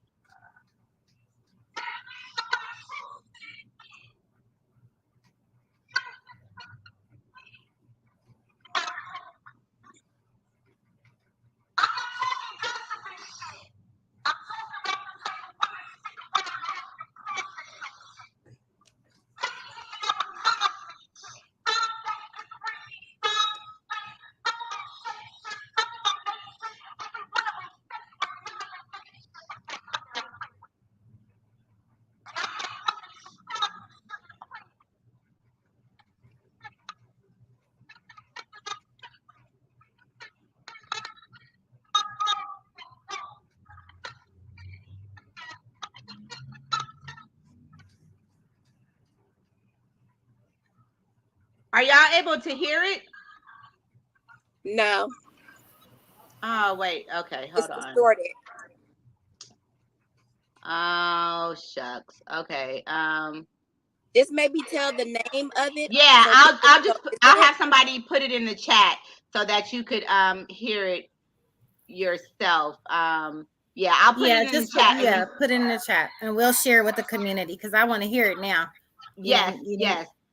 So I'll go in closing. It's a really good, just uplifting poem about how I was explaining earlier, how you have a support group of women, and you have women from different levels. So somebody was saying they have their grandparents, their grandmothers, they have their aunties, they have their uncles, you have your friends, you have all these not to say uncles, but you have all these women supporting you, and they're supporting you for different things. So I will leave that in the link. And in closing, I want to say, just we need to learn how to love on each other more. We talked about how there's a lot of negativity and a lot of competition. We don't need to compete against each other. I'm in the event planning and I do balloons. That's my business. But there's tons of women that do the same thing as me.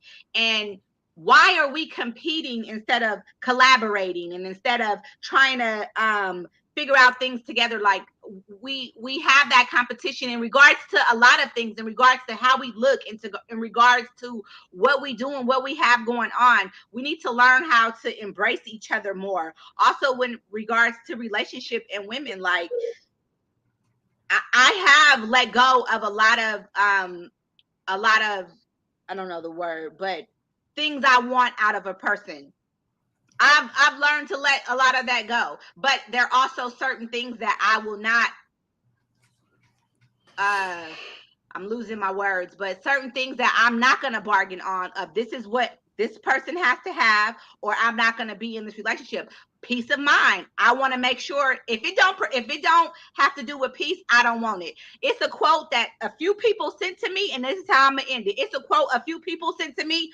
I'm that one. I will unfriend, unsister, uncousin, unmama, undaddy, unwhoever if you're not protecting my. I'm all about peace. If you're not protecting my peace, then we can't work together. And I'm gonna end it like that. Who you popcorn into, Yaya? Because you on fire, girl. Sorry. I need some water. Let me get my water. I'm a popcorn to Kendall. Popcorn into Kendall.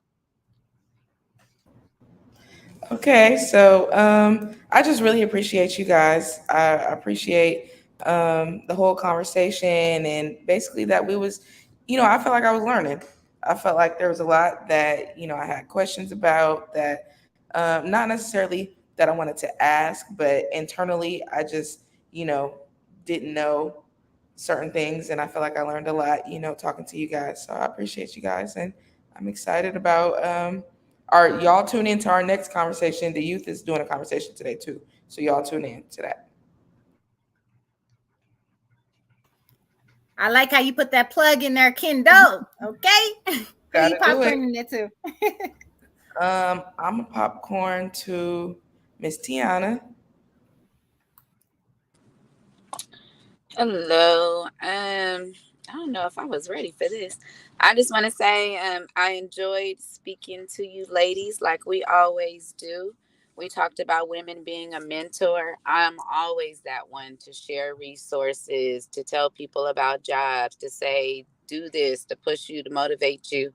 I think that acts of kindness go a long way, and that's how we receive our blessings. Mm-hmm. In closing, what would I like to say? We talked about relationships. We have to first love ourselves. And then the old wise comment, I guess, words of wisdom would be love the one that loves you. So that's always something to take some time and think about and do some research about, loving the one that loves you when you're dealing with someone in a relationship. And I'm just looking forward to all of the things that both sides of the conversation brings, and to continue working with you lovely ladies. And that's all I have to say. Thank you. And I'm going to popcorn it to Ayana.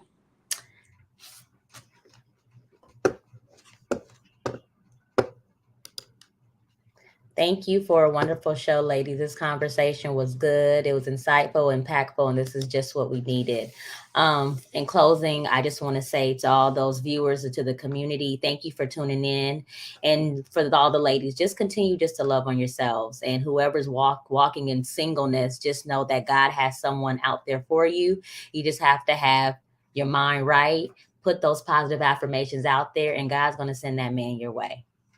And just keep on loving each other and loving on yourself. And I'm going to popcorn it over to Shani. Well, I wasn't ready, but I wanted to say this was a great segment of Ladies' Night. I hope that we continue to have these maybe every 3 months, quarterly or something, just so the community can see another side of both sides of the conversation from the lady's perspective. In closing, I would say pretty much what we've said. Be true to yourself, love yourself, take care of yourself. Self-care is the best care, because without you, there is nothing else. You have to be able to really tune into yourself as an individual, as a woman, your needs. And we have to start, because as especially Black women, we are the last to be taken care of. So we have to start making sure we're the first by taking care of ourselves. But I enjoyed you ladies, and I'm just so happy that we're able to share this platform with our younger ladies, and that you guys are getting something out of this, because each one teach one. Love you guys.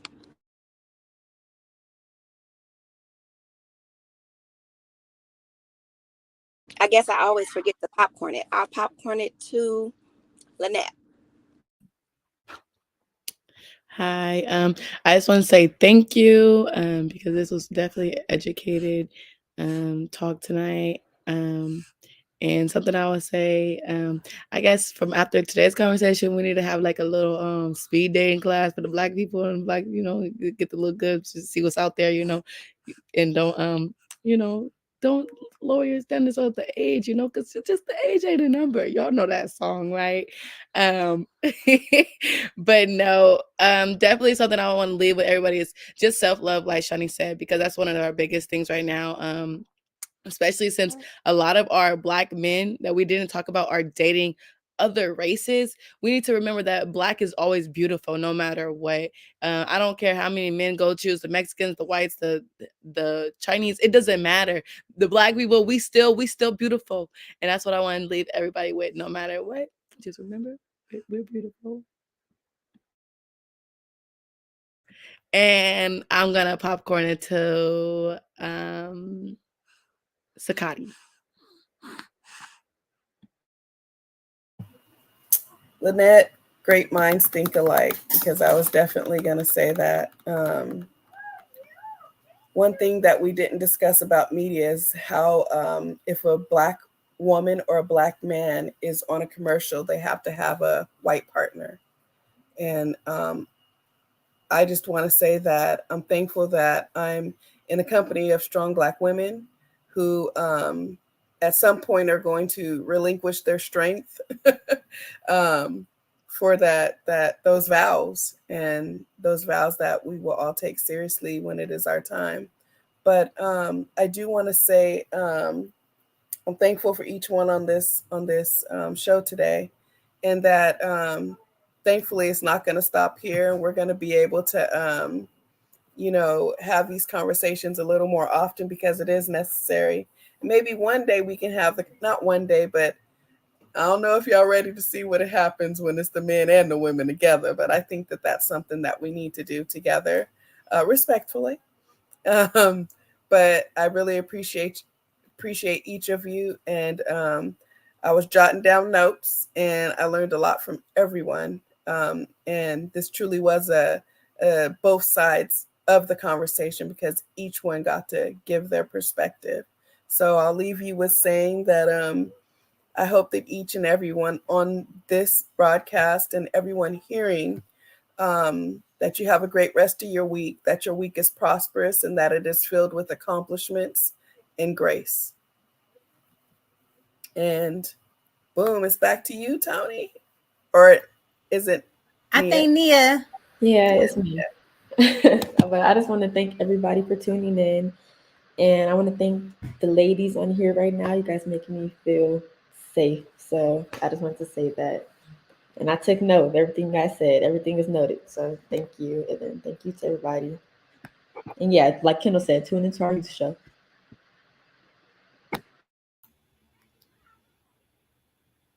Job well done, ladies. If we got the young people. Oh my gosh. Thank you so much, community. Was this a great show or what? Now, I know y'all love us, so don't worry. We will be coming back with more topics. Because like one of the young girls said, I think it was Lynette, that said, yes, we definitely got to talk about the interracial dating in the Black community. So we got some more to offer to you, community. But what I want to tell you is that healing starts from the heart, community. Okay? Some people can't be cured, but they can be healed, community. Faith is being sure of what you hope for and certain for what you not see. So you can heal. There's still women out there that got your back. Get into a sisterhood. If you looking for somebody to be your mentor, and you like, dang, I wish that lady would mentor me. I wish that I could be friends with her. I want to be like her. If that woman don't ask you to mentor her, you go and you say, you know what? Can you mentor me? Can you adopt me? I want to be like you. I need to learn some pointers from you. Don't be afraid to speak out, ladies. Community. This ain't just a ladies' thing. This is a community thing. But I'm speaking to the ladies today because y'all know it's Ladies' Day, okay? And we took over. So I enjoyed every single person on this platform today. I definitely learned something from each and every person. And as you see, community, we can get along. We do think alike. We do love each other. And we need more of this in the community. Both sides of the conversation. This is our platform, but this is also your platform. Get involved. Speak out. Come and join the conversation because we got it going on over here. And as you can see, we raw and uncut. We try to keep it a little bit stable because it's a family show, but Black people keep it raw and uncut. Okay. So if you're looking to come to have a conversation, a deep conversation, go to our website, tap in. Follow us on our social medias, and don't forget to watch all of our past shows too, because we be having some conversations on here, okay? We here every Sunday, Tuesday, Thursday. Shout out to John Henry for trusting us to hold down the fort while he took his vacation, even though I don't really think he went on vacation because he was all up in our business. But we love you, to our CEO. I love all the ladies from both sides of the conversation. I can't wait to do this again. Community, tap in. We love you. We here for resources, and we here to just spread the love. So until we meet again, community, keep ascending. Ladies, keep ascending. I love you all. Until then, we'll see you later.